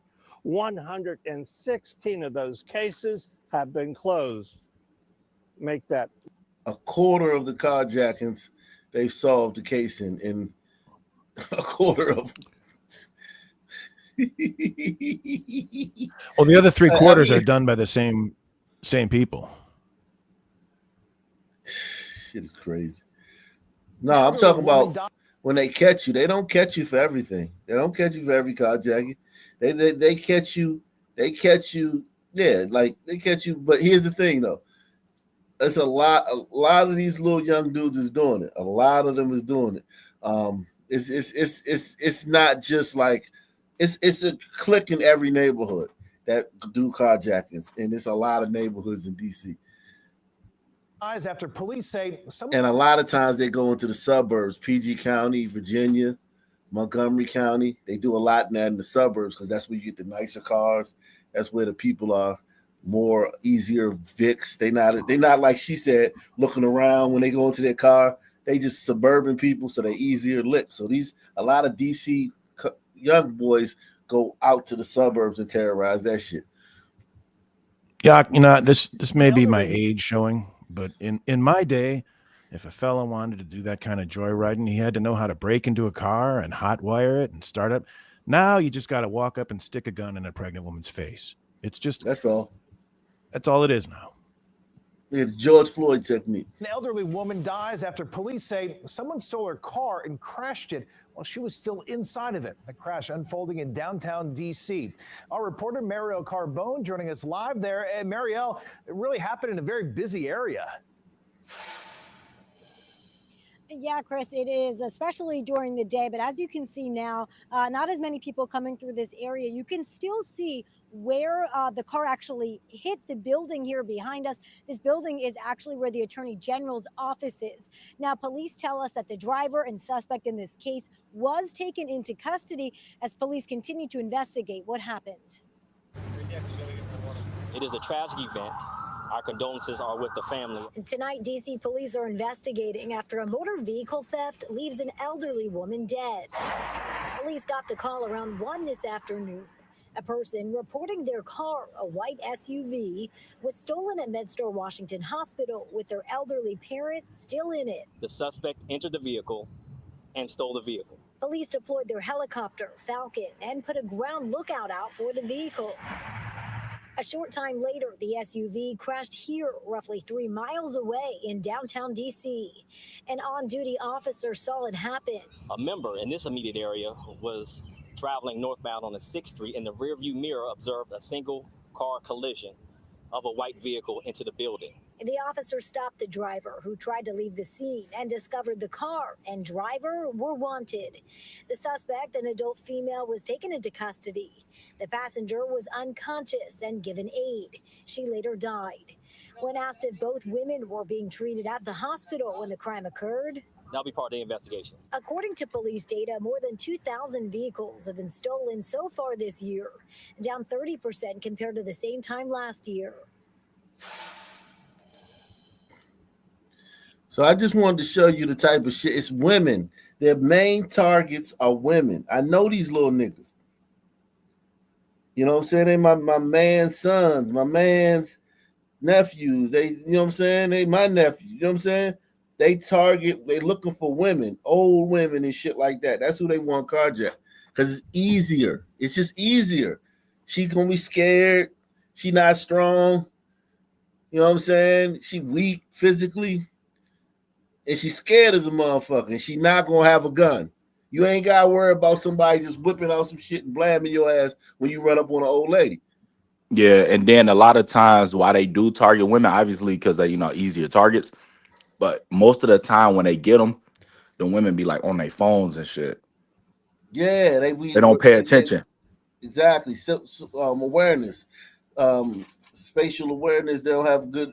So it's a lot of. So when you looking at these little dudes and you feeling sorry for them, I want you to know they out here robbing. They out here carjacking. They riding around looking for grannies. Okay, that's what they're looking for. Now they will carjack me, you, da da da, but they're looking for grandmothers and moms and older women. And y'all out here feeling sorry for these motherfuckers. For them to try to get us, we gotta be in a very highly desired vehicle. Yeah, Meaning like exactly. the Durangos or the Chargers, basically. That's it. Yeah, exactly. Something that they, Maybach and some shit like that, because they be having a lot of sons be having that type of shit now. Here's so yeah, they're on the ground now, in DC, like they're the Trump and his people. They're on the ground. They're in the building. These are the four of the people they arrested last night. These are four of them because they are in the building. They are not about to come. They're here. Here go a white man kirking out on the police in DC last night. So this white dude, liberal white guy, he gonna go tell the police that we don't need you here, you racist and shit. Black and white! You bitches! Motherfucker! Oh! Oh! Oh! It's fucking gun! It's fucking gun! It's fucking gun! He cooked him! He cooked him! Why didn't they just take? Why didn't they just take? Sad part is that Glider doesn't know them brothers will turn on him like a dog. Turn on him, they ain't with him. They ain't with him. Who? When have you heard a nigga say, "Yeah, man, these white people, we don't carjack him. He was at the BLM." No, you don't get no points for that, white people. None. Like you don't get a damn point for that. They get it with other white people though, and that's what matters. Yeah, exactly. No, you're right. Exactly.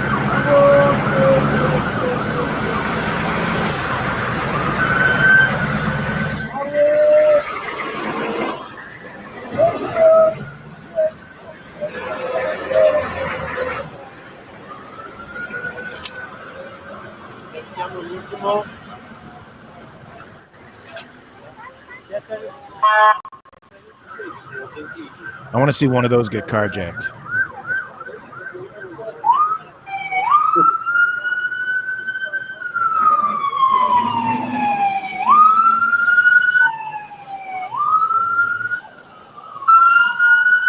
This is not the hood. This is down by the monuments.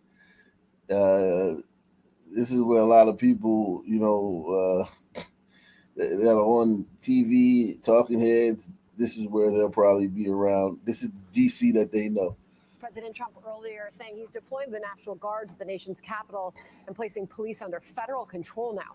Let's bring in DC Police Union Chairman Gregory Pemberton. Hold on, let me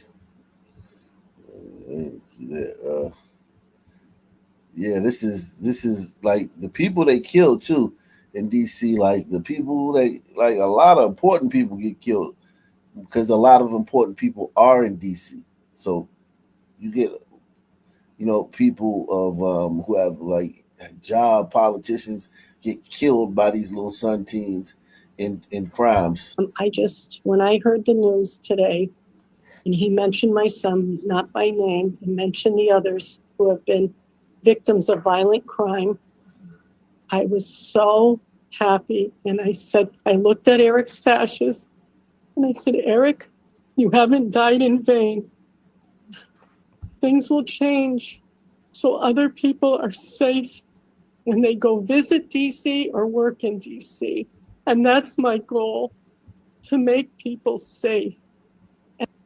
Salute to Baila con Latinas. He says Nick Tap became president and left us for a whole year. You know what I'm saying? Hey man, Nick Tap, man, life. You never know what somebody going through. You know what I'm saying? You never know what somebody going through. You know what I'm saying? As long as the brother is alive and well, that's good, man. You never know what people going through,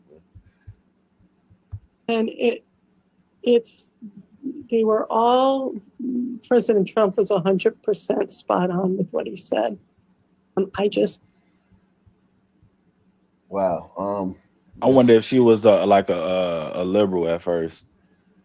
Of course, white woman boomer. Yeah. Even if she's not liberal, she publicly a liberal. Like it don't matter if what you think, if as long as when you if I meet you or you vote a certain way, like because it's like think about it, women are conformists, right? They conform to whatever they think they is they supposed to be doing. And the wave of the last whatever amount of years been fucking liberal bullshit. So yeah, she gonna conform to that. Look at this shit. Look at these niggas. This is another thing. Smash and grab shit. Like these man, when I was coming up, nobody ever did nothing like this. Used to go in the store, like, be looking around for the security guard, stuff something in your shirt or in your bag. You stole on the sneak tip. Or you'll take some shit in the dressing room, put on like 4 or 5 pair of jeans or some sweaters under your shit, and then walk out, you know what I'm saying? Looking like the Michelin Exactly, Man and dog. shit. This shit right here, where you just walk in the store with a mask on and fucking just grab everything and run out. That shit crazy. That's not how we used to steal.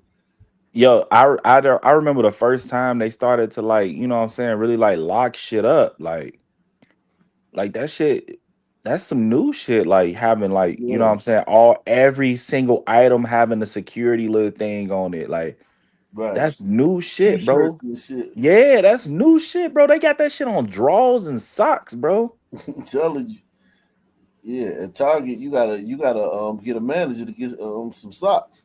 At the Target in PG County, shit, gotta find a fucking manager and shit. Regular employee can't get that shit for you. Gotta get a manager. Is this embarrassing? Humiliating? I'm desensitized to it. Yeah, that's what I'm saying. Like, I'm enraged though. It kind of make me.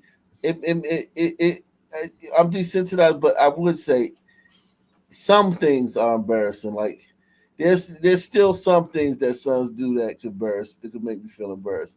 But regular shit, nah, not really. I'm just too desensitized to it.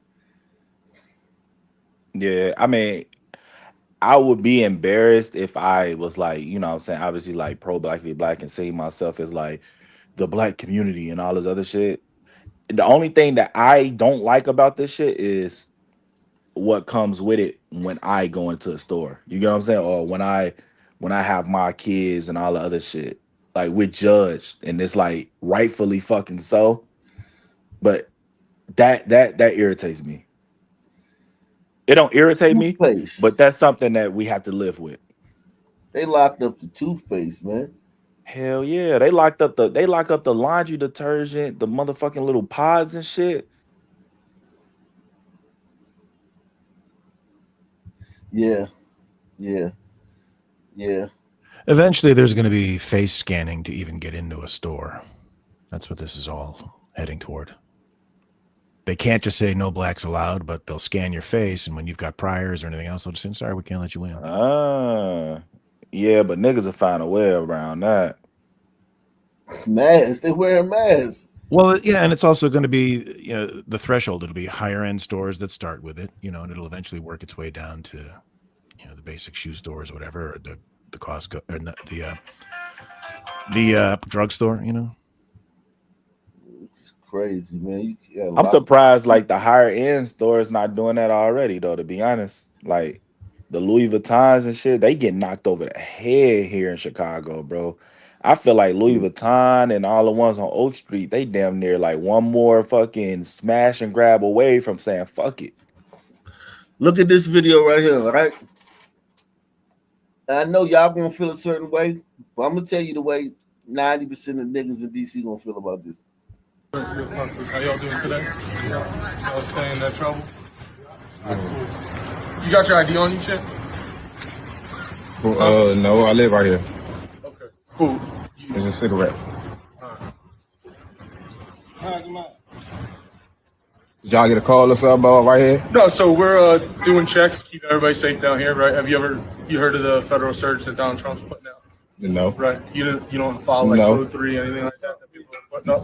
All right, so yeah, Trump's got all federal agencies kind of coming together 7 days and going out, trying to stop the violent crime, all kind of stuff. So we're out here contacting people, talking to them, right?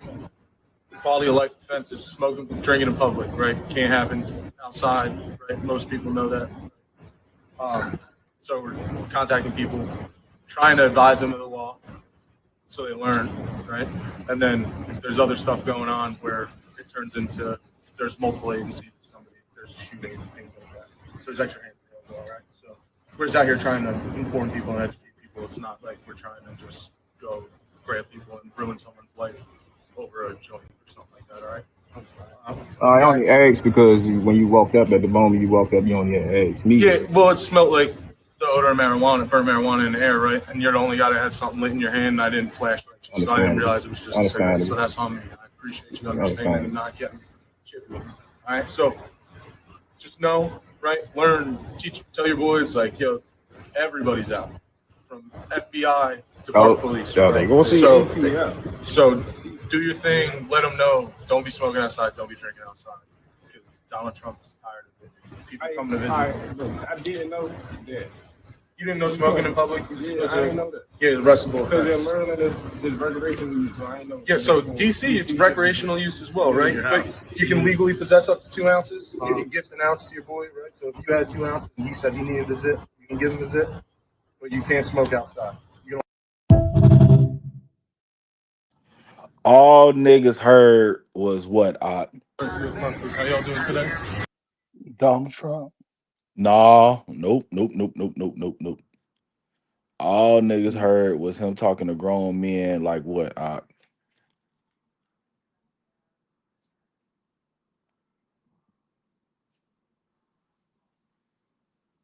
He might be muted. My bad. I was muted. My bad. Go ahead. But it says stop and frisk is the new norm. The old classic smell test excuse to infringe on people's rights. That's what this faggot got out of that. Nah, I This think faggot all got that niggas. out of it. I think niggas was thinking like, tell your boys. Yeah. You know, niggas, they always talking about that I'm a man and all this other shit. So him saying, tell your boys this and teach your boys and all this other shit. They trying to like motherfucker, they don't see them as like grown men as an adults, you know what I'm saying? That's what niggas will take out of that shit for sure. Well, I mean, if you got like it's a work night, you got like 4 niggas sitting on the stoop late at night smoking weed and shit. Like the nigga like fuck. Somebody got to be this though. Somebody got to tell them. But yeah, ain't nothing wrong with them dudes doing. Though. I ain't got no problem with what they doing. They, you know, everybody at different places in life. This guy says, "I've smoked weed multiple times at the Washington National Cathedral's garden. They cannot stop a true patriot." These white people are so fucking annoying, man. Man, bro. That's what I'm saying. Like, I wish we can like send like the little YNs like and target them. Like, yo, I need like 10 YNs on the payroll or some shit to target these woke ass white liberals on like X. This one says, "Tell your boys, huh? How Oh, I about told you. to get the fuck off my property?" Hey, I told you, bro. You talking about my property when that's probably some low income bullshit where they rent and paying $4 a month. And they ain't even on a lease. It's a female in there Hell no. somewhere. It ain't a It's a nigga up there on the female. lease. What you talking? It's a female up there with 4 kids that he fake taking care of, but his kids is fucking out there someplace else where he ain't seen them, but he see them other kids every fucking day. Yeah, man. You know the deal. Ain't a nigga, yo, I can't even remember none of my niggas ever being on the lease. Like anywhere. Like there's always a black woman that this name is on their list. Um, this one says, "Why do blacks talk like they all have traumatic brain?" Jesus Christ. Um, and yeah, you can't smoke and drink on your porch. But here's the thing, I've gotten a poker that was drinking outside. I went to jail for like a few hours for that, man. I think overnight. I think I got out the next morning. Because I was drinking a beer. The cop was sitting out in front of my house on the street in his car. I left out of my porch, walked across to my neighbor's porch, and he's like, "Yeah, you can." Once you left out your yard, you was in the street, and charged me with drinking in public poker, and took my ass to jail for that You shit. know, sons don't understand like that every single law, no matter how petty it is an arrestable offense. And a lot of times, most of the times, like 99% of the time, you just get a, you know what I'm saying, a ticket or a warning or some shit.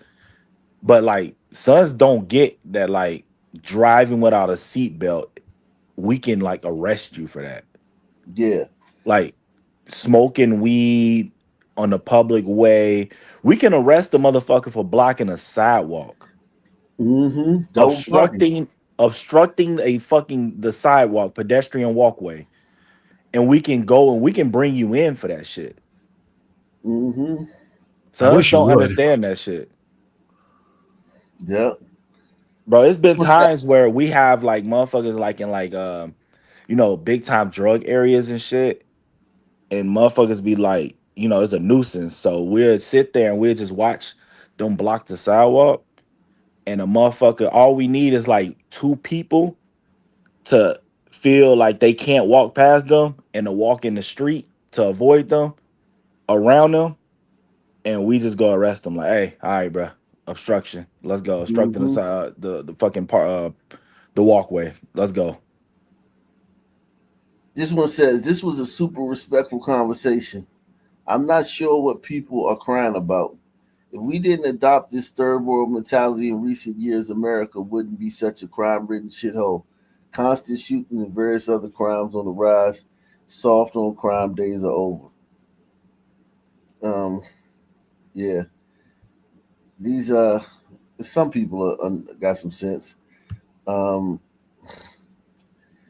this one says they're in DC trying to stop violent crime, like black people smoking cigarettes. They must be so proud of themselves. Oh my God, bro. And they don't understand the whole broken windows. You know what I'm saying? Like they don't Yeah. understand like all these little things are the reason why the big things happen. They don't like, man, if that person lived next door to these niggas and they was outside smoking weed all day, white people wouldn't want to live next to these niggas. You come home from a long day's work. This is the thing I used to see. You leave out in the morning, right?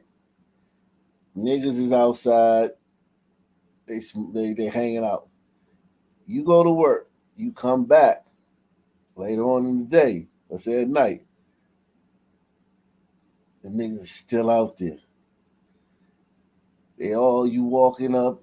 They just right there looking at you and shit. Throwing their Ain't trash in nobody the like ground. that shit. Yeah, because don't Exactly, nobody like bro. that shit.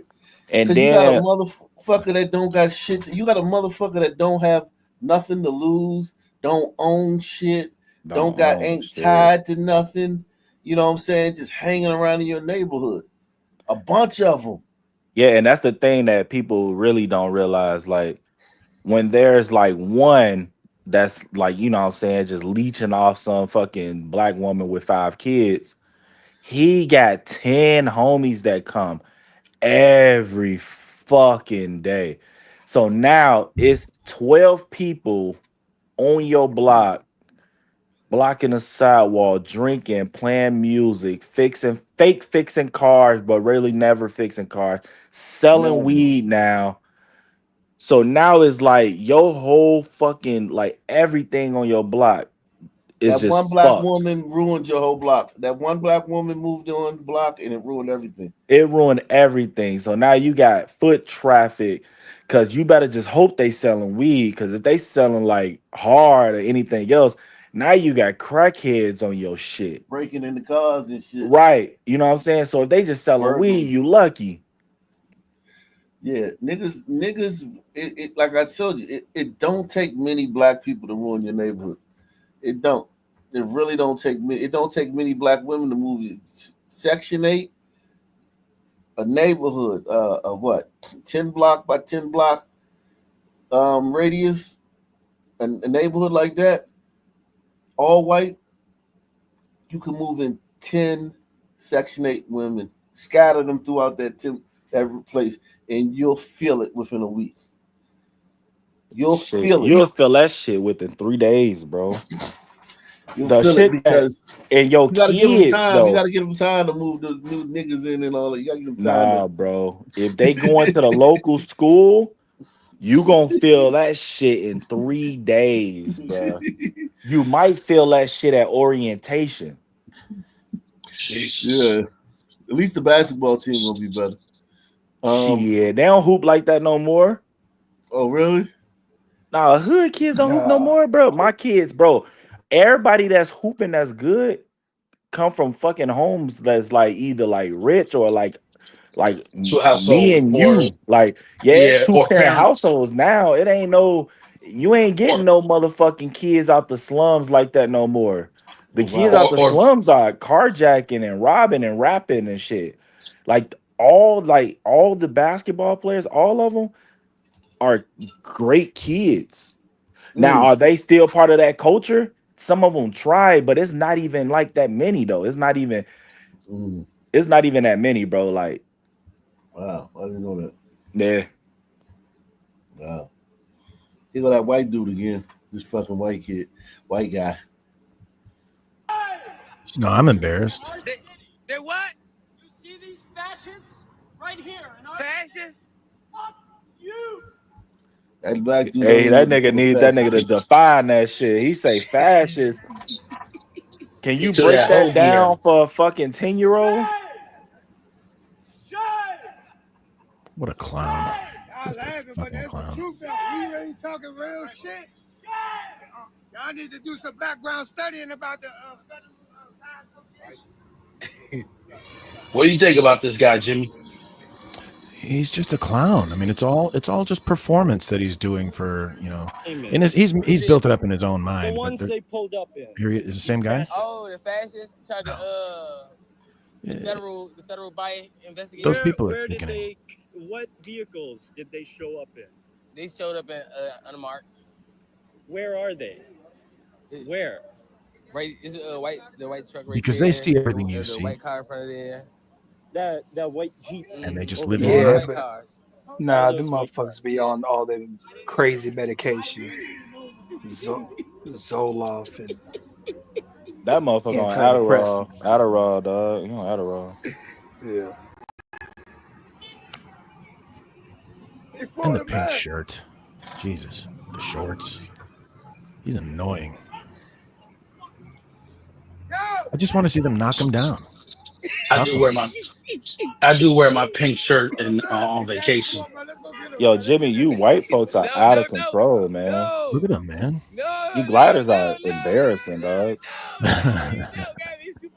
They're embarrassing, man. He can actually be out here. He's never been able to come out. I know this area. This is U Street, in 14th and U Street. He's never been able to stand right there and gesticulate and yell like that and be that seen. This is the Isn't this where the legendary basketball coach son died at a bar or club or some shit? No, that's 8th Street. Okay. But this is another bar area. This is a well-known, internationally known club bar area. But it's also a lot of apartments, a lot of new high-rise, upscale apartments down here too. It's just a Trader Joe's right there. You know what I'm saying? It's that. So they gentrified area. it. They gentrified it. Yeah. It's a Trader Joe's right there, right across the street. But this guy right here, he's doing this. He could never come out here and be this seen, this ostentatious without those cops standing right there. So it's like, it's weird because he's doing this to kiss black people's ass, but he couldn't do this unless the cops was there. Because you don't want to make yourself all seen if you're that type of white guy, right? You know what I'm saying? Because you like, now motherfuckers is salivating and motherfuckers starting to think things like, oh shit, he look like a lick. Oh, he got to watch. Oh, dude. He only get to do this because the police are there. He only get to be loud. He only get to talk to those black people and come over and conversate them and feel safe because those cops is right there. No! Bro!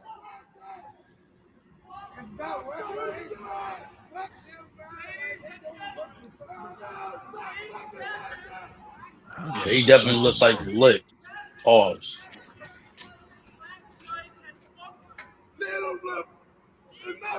I want the black people to beat him up, man. Just rob him and throw him in the alley. Yeah, I'd like that too. Oftentimes, whenever I see white people, when I see these gliders get beat up north, I imagine they're just some. Oh, here we go. He just hit the cop. I didn't see that part. That little gay swat that he gave the guys to land him in jail now.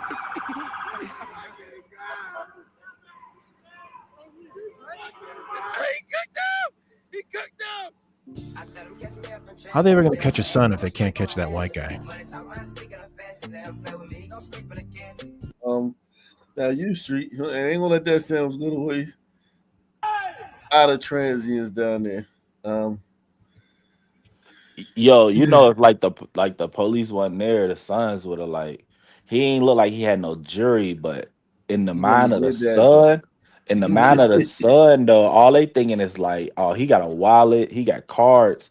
We're gonna put fucking guns to his face. We're gonna get all the PIN numbers. We're gonna use that shit. Man, that type of dude, that ain't. They don't even use a gun. You're right. They It's just not slap that type him. of people. The black people that's hanging out right there, they like half transients, half thug, half transient types. They not the type that's carrying.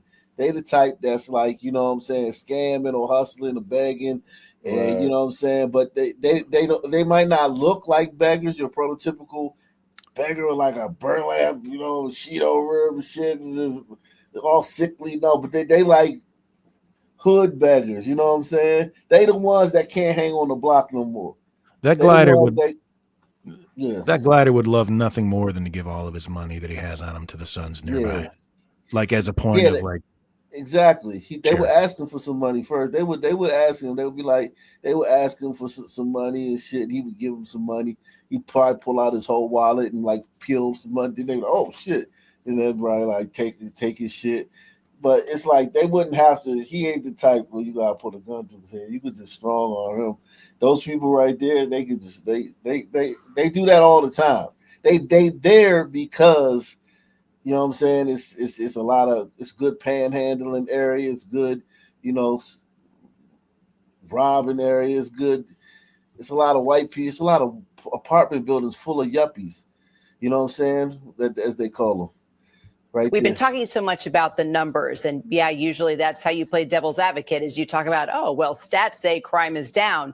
However, I can tell you firsthand here in downtown DC, where we work, right here around our bureau, just in the past 6 months, there were 2 people shot. 1 person died, literally 2 blocks down here from the bureau. It was within the last 2 years that I actually was jumped walking just 2 blocks down from here. And then just this morning, one of my coworkers said her car was stolen a block away from the bureau. So we can talk about the numbers going down. So she got her ass kicked. Think about that. Wow. She got her ass kicked. I don't feel bad for her. She telling the truth though. I give her that.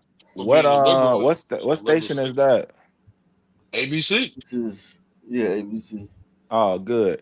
Hey, I don't know if I should, but I think I like that the son mayor, the little female. Oh, you like the mayor Bowser? Yeah, I think I like her, bro. Yeah, she's good. She's a good man. She not talking shit. Yeah. She not, Not too late for that. She Nah, Yeah. she talked shit. She just talked shit recently. Just Ah, Really? it's yeah. You missed it, Ox. She was talking shit. Okay, let me look that up. I gotta look that up. I thought Somebody she been I somebody heard put a her. saying battery in her back. Somebody put a nah. battery in her back. I heard her on the Breakfast Club, and she was. I mean, I don't know. It's rare to find a Sun mayor speaking the way that she was. You know. Yo, I think she's legit, bro. I think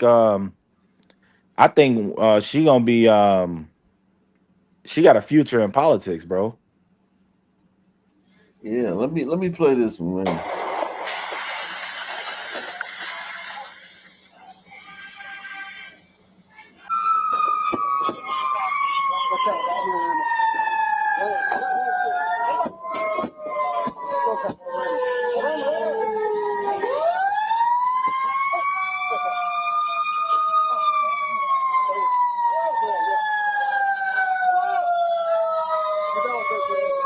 So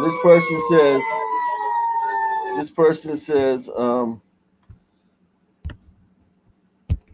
my security camera will show you what life was like for my family living in DC. Here's a mass shooting and murder in my front lawn, followed by my house being set on fire with my wife and infant child inside. These are regular occurrences for DC residents. I live just a few blocks from the US Capitol.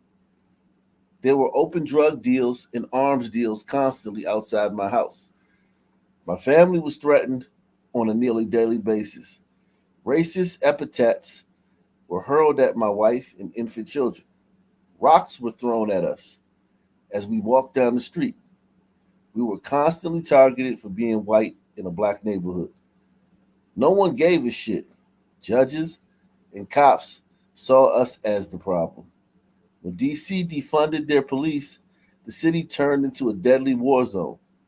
Every resident was terrorized. DC is a failed state. DC home rule is a mistake. The worst, most entitled, racist, living off your tax dollars and desecrating our nation's capital, turning the seat of Western civilization into a deadly welfare narco state. Entire neighborhoods need to be cleared out and bulldozed. Yeah. This can't Damn. happen soon enough. Shout out to this. Every American must support Trump federalizing the city and martial law as a point of American pride. Restore the seat of Western civilization. This the Benny Johnson, the dude that got the YouTube? Who wrote that? Oh, The good ass glider. Yeah, that's the Benny Johnson dude. He got like a YouTube channel where he like talk about politics. Yeah. He crazy as fuck for even considering living around sons. What's wrong with this dude? That's his Well, fault. they gentrified the city, and a Nah, lot that's of his people fucking live with it. fault. Gentrifiers are the brave dumb ones. He's an idiot. I'm not bringing my They'll be kids in fine. gentrifying. If I'm gentrifying, this is gonna be me and like my girl. Like he had a baby. Yeah. He's crazy. Yeah, Okay, he has I look at him different he now. has multiple young children. Yeah, he's nuts. Oh, this is This dude right here nuts. Yeah, only a gay dude could get away with having a show and having a fucking his hair like that. No straight black man could get a show on a reputable show on MSNBC without having a fucking haircut. Oh, he's Come gay? on, man. Yeah, hell yeah, he's gay. Hell I yeah. thought he was a cross dresser too. I know this dude to the right gay. Both of them gay, yeah, but That one in the both middle of looks them, gay both too. of them. Yeah. One of the things that They're Why both do they gay. always over have and to be over gay? from the president, from his team, Stephen Miller saying it's like Baghdad in Ethiopia. Two birds with one They stone. seem to hold their harshest criticism sometimes for cities that are majority black and brown. Do you see that, and what do you think that means? Don't be putting the brown people in that shit. I think that I have been dealing kind of with this issue for a number of years. It's kind of easy fodder on the campaign trail. But now we're talking about governing, and my job is to focus on making sure our city is running well, and people enjoy a great quality of life. And I think we're doing a really good job. We do need the federal government's help, as I mentioned, because they have an outsized influence on our criminal justice system. We need more prosecutors. We need more judges. There are other. Everything's great, but we need more prosecutors and judges. For what? What do you need more prosecutors for? What do prosecutors do? They prosecute crime. Why do you need more of them if everything's We need more great? jails. Because it stalls. Everything's great, but we need more jails. Yeah. Like, think about it, man. They lie. And listen, she's lying. Like, everything's fine, but we need more prosecutors and judges. Everything's not fine, man, if you need more prosecutors and judges. Everything, you should have enough. The 1,000 judges you already got and the fucking 500 prosecutors you already got should be enough for your crime. What'd you say yesterday? If it was like 400,000 fucking white, like just gliders, how many fucking prosecutors they need? 4. One per 100,000. That's all they need. There's And the also motherfuckers that still have room when they dock it. Listen, if you just take the white neighborhoods in DC and just how many prosecutors you would need for the white neighborhoods in DC, there's no, like, if you look at the crime, there's no white area that's not safe. Not one in the whole city. There's not one white area that's even remotely not safe. Like, even a little bit not safe. Every white area in the city is 1,000% safe. they still need more judges. They still need more judges. Though. Hey, I mean, you know what I can't stand? You know, sons are still running around here talking about, oh, that's because we got sundown towns. They're literally running There's around no here still sundown actually town. We believe. love sundown town. We love all white areas because that Y'all was ain't where see we used that? to go. Y'all ain't see that on Facebook trending? What, sundown town? About like they were saying like it was this thing going around like all black truckers, please read this. Do not drive trucks to North Carolina. They are lynching black people. Oh, when that dude killed himself in North Carolina a couple of years, he was from Chicago, and he Nah, said they he was was saying this shit was trending like 2 days ago, and they was saying like God. they've been finding a whole bunch of dead black truckers in North Carolina. Oh God. I'm sure there's plenty of illegal truckers that are here. Hey that we man, have to take niggas need routes. niggas need to pick a struggle. Jeez. DC needs a lot of judges because so many of them end up on disability, like with shoulder injuries from signing all those release orders. You know, they get like carpal elbow or something. Wow.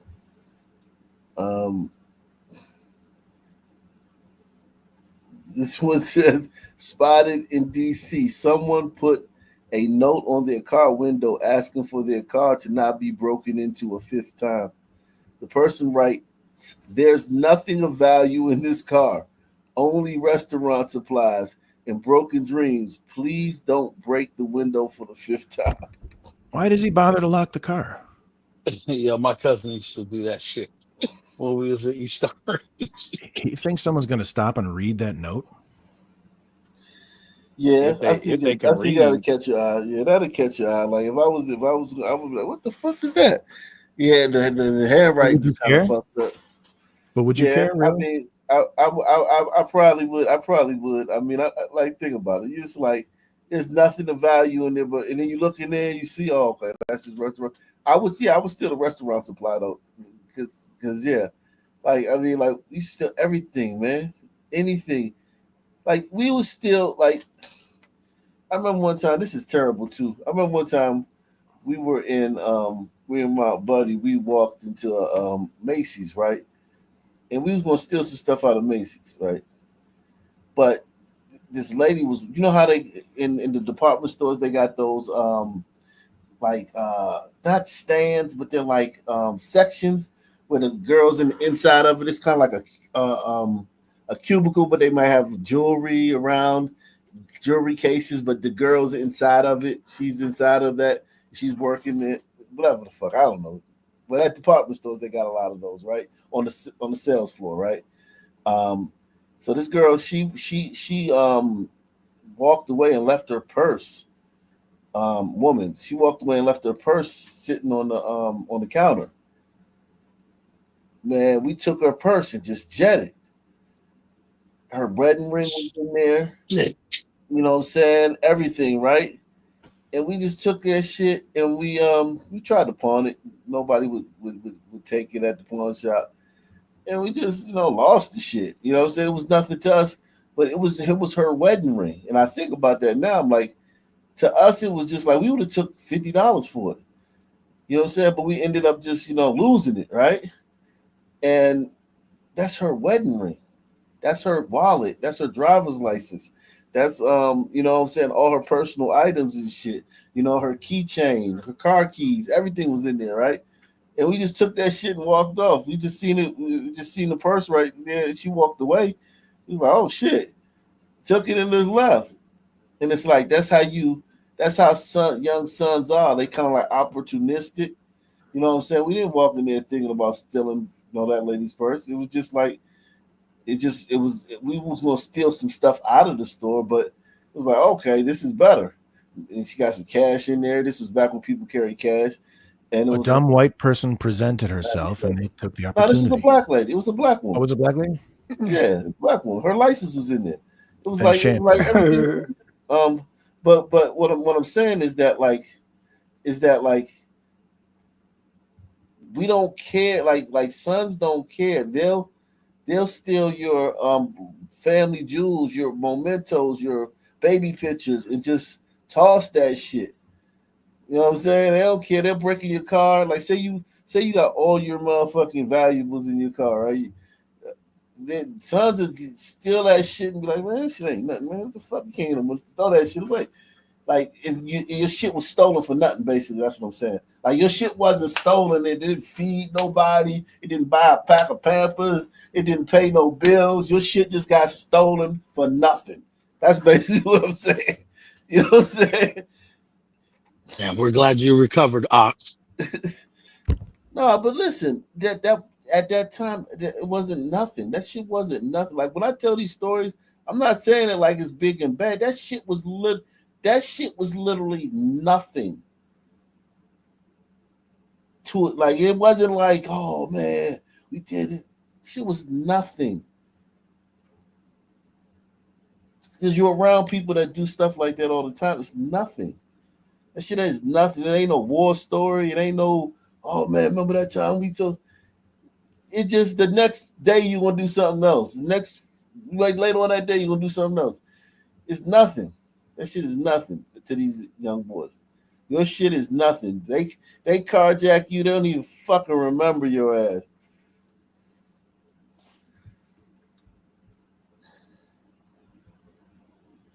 Let's see. Oh God, this white guy. You can tell he's woke. Oh yeah. Morning, Ponytail. campers.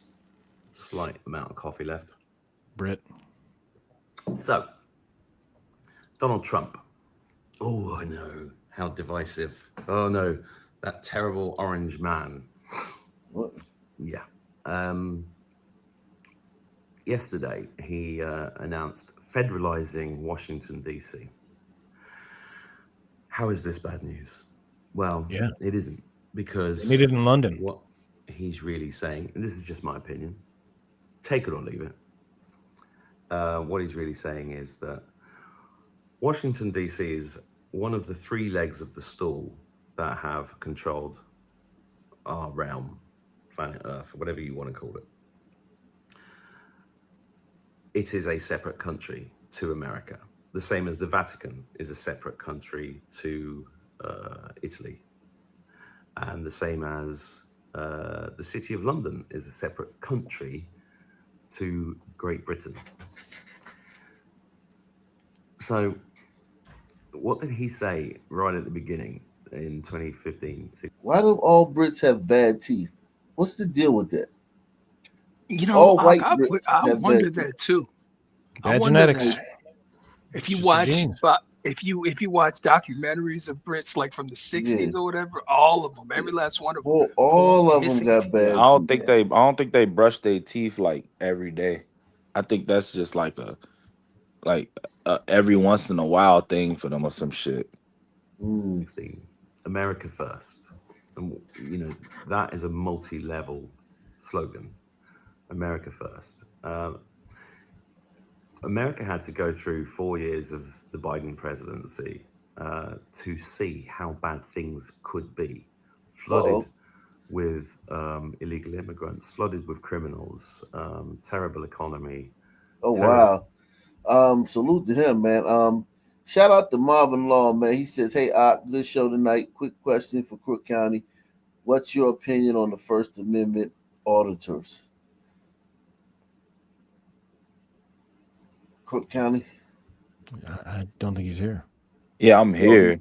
He said First Amendment auditors, like I don't know what that is. yeah, that's Those what are I'm the saying. people Like, that go into, like, they'll walk into the sheriff's office and demand to see the sheriff, and when they're told they can't film there, they're told, "Yes, I can. This is a public place. You're a government agency." just the people that like always be like trying to antagonize the police and shit like that. Yeah, and like film cops up close and demand to see I every. mean, I think it's corny, and I think that the least you really give a fuck and you don't get like triggered by it, the least like they want to do it.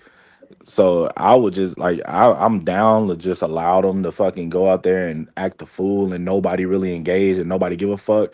Because if you don't really give a fuck about them, they'll stop doing it. The only reason they do it is for like engagement and to Yeah, like have a viral exactly. moment. So like when Right. people do like come up to me and be like doing like all that extra weird ass shit, I just let them go and I just be like, "Oh yes, sir. All right, man. You have a good one. All right, man. Peace." Or if they in the station doing that shit, I just let them just tire themselves out and then eventually they leave and they'll just try to find somebody else. That's what I think about them. Salute to L.A. Ramon. He says, we gotta take the show to the next level." Yeah, man. Salute. He said, "Damn, Super Chat won't let me do more than $4.99. That's crazy. That's not good." Make sure everybody try to send a Super Chat to see if that's true. Everybody drop $10 in the Super Chat. Let's figure this out. Yeah, everybody make a $10 Super Chat to see if that's true or not. Yeah, that's crazy. We got to figure this shit out right now, y'all. Yeah, we got to figure it out right now. Call to action, man. I see a Shout lot out of to those Barry same B. names in the chat.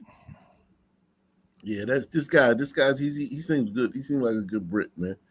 This Brit sounds like a good Brit, man. This one says, "Caught a porch thief on our security cam yesterday at my hubby's Washington, D.C. residence. They do it because they can. Finally, someone's willing to crack down on crime in our nation's capital. Thank you, President." I told you that when I used to do outdoor sales for the home improvement company, and we would go to the doors and do our little pitches, these niggas would, if nobody was home and there was a package, they would take the package and bring it back to the van.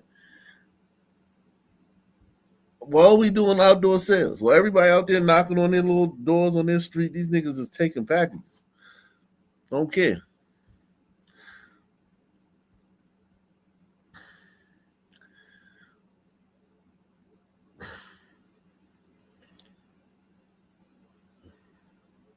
What is this? This is Alex Stein.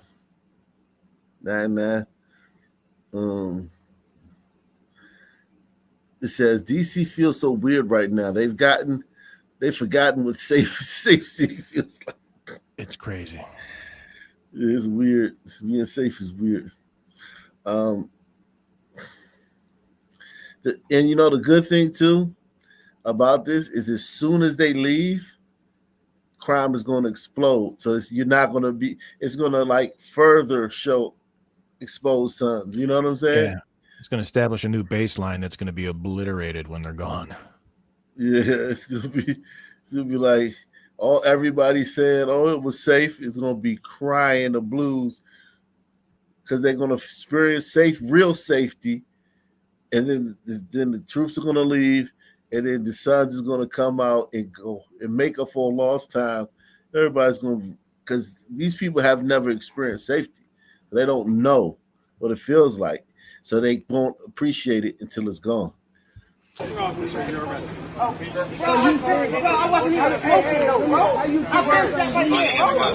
they can get white people to go there and cause a scene and throw rocks.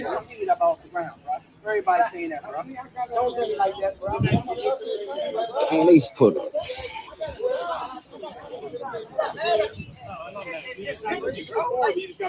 Like, look at these niggas, right? This a work day. It's a work day, right? It's a work day, man. These niggas is hanging out on the. These niggas is hanging out. This is a work day. These all grown men too. A lot of them. Some of them teens, but it's like, think about if you live right here. If you some white couple or black couple that moved to the city because y'all got some jobs and shit, and they told you, oh, they showed you this house because people buy houses in DC sight unseen, right? You just moving here every day. These niggas is out here, and then Trump kind of clean it up, and you gotta get on TV and talk about some. Yeah, I feel safe here. There's no need. We don't have a crime problem. And this is your reality, that these niggas is hanging outside of your house every day. A bunch of grown ass men. All of them been to prison. Some of them actually have bodies. Some of them got multiple bodies. Some of them killed motherfuckers. All of them did all the shit I was just telling you about throughout their coming up years, their coming of age. And it's like 10, sometimes days it's 8, some days it's maybe 20. You know what I'm saying? Out in front of your house all day long. On lawn chairs, sitting out there, fucking chairs and shit. Each one turning their lives around. Just turning it around. And it's like, yo, even if you live across the street, when you come outside, they're right there. Even if you live down the street, like it affect everybody because, like, they got beef with people, and people come through to shoot at them, and they go places and fuck with people, and then the people come looking for revenge, and the revenge is right in front of your house. Don't do it like that, bro. No solution. At least put it.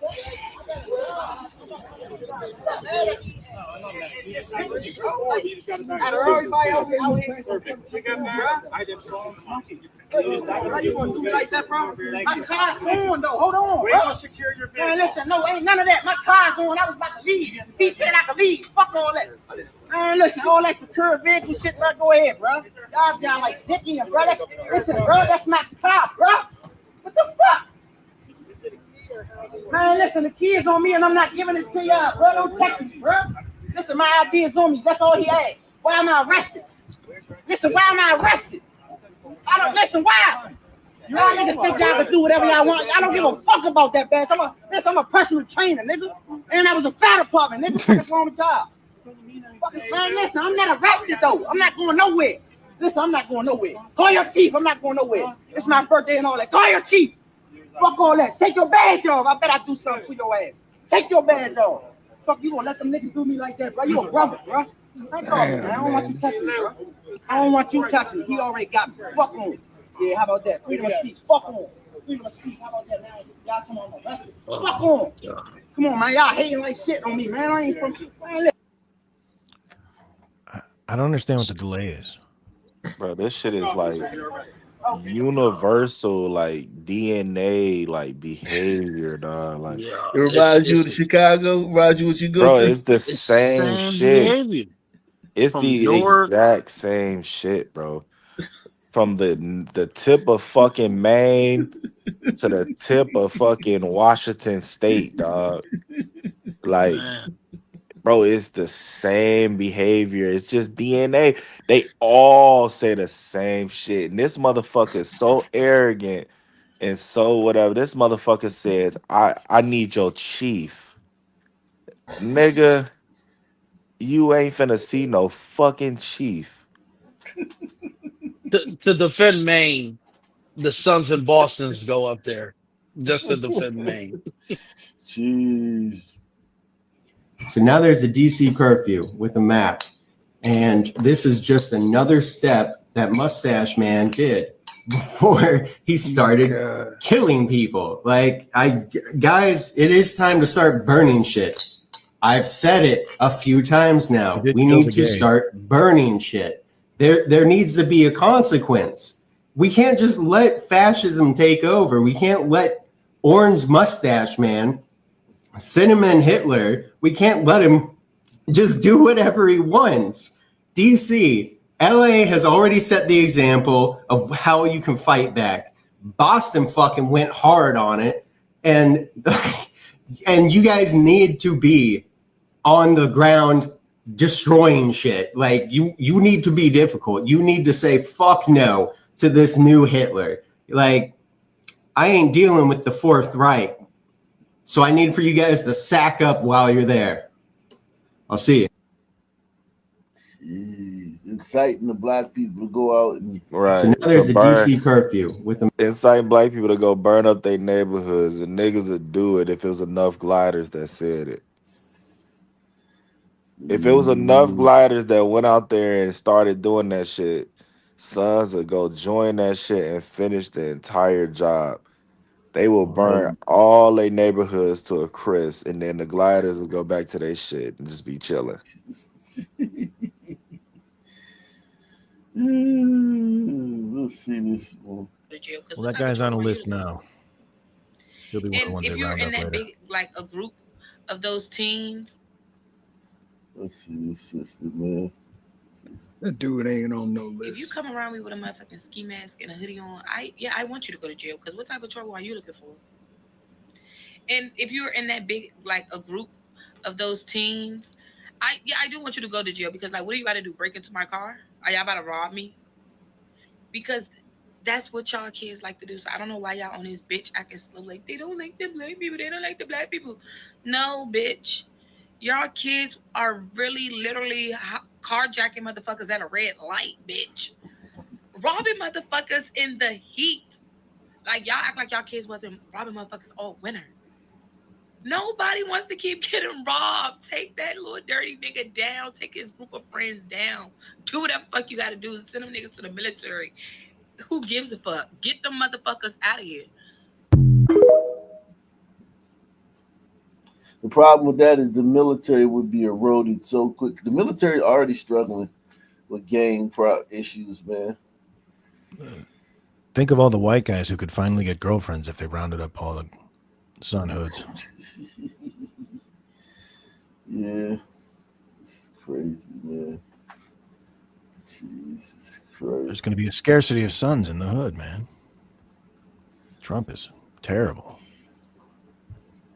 City, because the city is really, we need all the protection that we can get in the city, because the city is really getting dangerous. A person like me at this age, I has to make sure to come home before sundown. We need all the protection that we can get in the city. She said she got to make sure she's home before sundown. That's sad. Sundown town. It's a sundown right, town. exactly. It is a sundown town. It's because of blacks. Salute to LA Ramon. He says, I'm the #1 fan at Big Pete. Salute to LA Ramon. Big Pete's a big fan. I don't know if you #1, but you good fan though. Shout out to you, LA Ramon. He says crypto been good this month. Oh, that meme coin that those fucking dildo tubes is doing. That's probably why. He says fight sons with sons. Yeah, man. Put a big magnifying glass over the fucking hood. Burn them all up. Shit. Oh God, now this fucking woman. Look at her. You can just tell she's. Well, look at this bitch. Wait, she's handing out whistles to criminals? Yeah, man. All right, it's August 11th. I am outside Union Station in DC, where folks on the ground are telling me that they are about to start rounding up unhoused people tonight. The folks here at the encampment in front of Union Station are handing out these whistles to give to unhoused folks. That way they have a way to call for help if they are kidnapped by federal law enforcement. So if you're in the area and able to swing by right in front of Union Station, they have tons of these. Bring them back to folks in your community so they have a way to call for help. If you are not in DC, I'm going to tag Free DC Project. They are an excellent organization helping the community here locally. Definitely follow them, support them if you can, and help spread the word, because this is how a fascist authoritarian regime starts. So I will be on the ground in DC reporting on the shit show happening. So stay tuned. All right, it's August 11th. I am outside Union Station in. How many women are going to get raped that night because we think it's just some homeless guy blowing a whistle, and it's actually a woman who's really using the whistle for what it was meant for? You know, when I was in San Francisco, they had a program where they gave out a lot of those whistles, and I was there one night. I had to get up early in the morning, I remember, but I was hearing this whistle all night long. This woman blowing this damn whistle on my block. I threw up the window and I said, "Listen, lady, if you don't stop blowing that damn whistle, I'm going to call a cop." Knock it off. I'm trying to sleep up here. Did she stop? Guys, as someone Jesus Christ. as someone who actually used to live in DC, I can tell you myself, it is not a safe place to live. And it's a lot more dangerous today than it was 7 years ago when I last lived there. So many people have left the city as a result of the dangers. And of course, the bad school districts as well. You see Mayor Bowser tweeting out today about how wonderful the schools are and how safe the city is. This just doesn't jive with reality. In fact, when you look at the numbers in the schools, barely over 30% of students are reading proficient, barely over 20% of students proficient in math, unacceptable numbers. And if DC were a state, it would actually rank #1 in the murder rate based off of FBI and MBE DC data. That is crazy. Y'all asking for statehood, but if y'all was a state, y'all have to know what murder rate state. And then you got Louisiana, Alabama, all those southern states with a bunch of niggas. It's crazy. That's bananas. Yeah. Any final thoughts, guys, man? I think you had a new guy in the back. Who? A new guy was in the back. New guy? That's what it says. Yeah. Oh no, I didn't even know. You should have told me, man. I'm covering this tomorrow. We're gonna cover this. We're gonna cover this every day, man. We're gonna see how the twists and turns of this, man. So don't worry about it if you didn't get on tonight, man. Just come through tomorrow, man. Any final thoughts? All praise to Yakub. Salute to you. Same black time, same black channel. Out of here.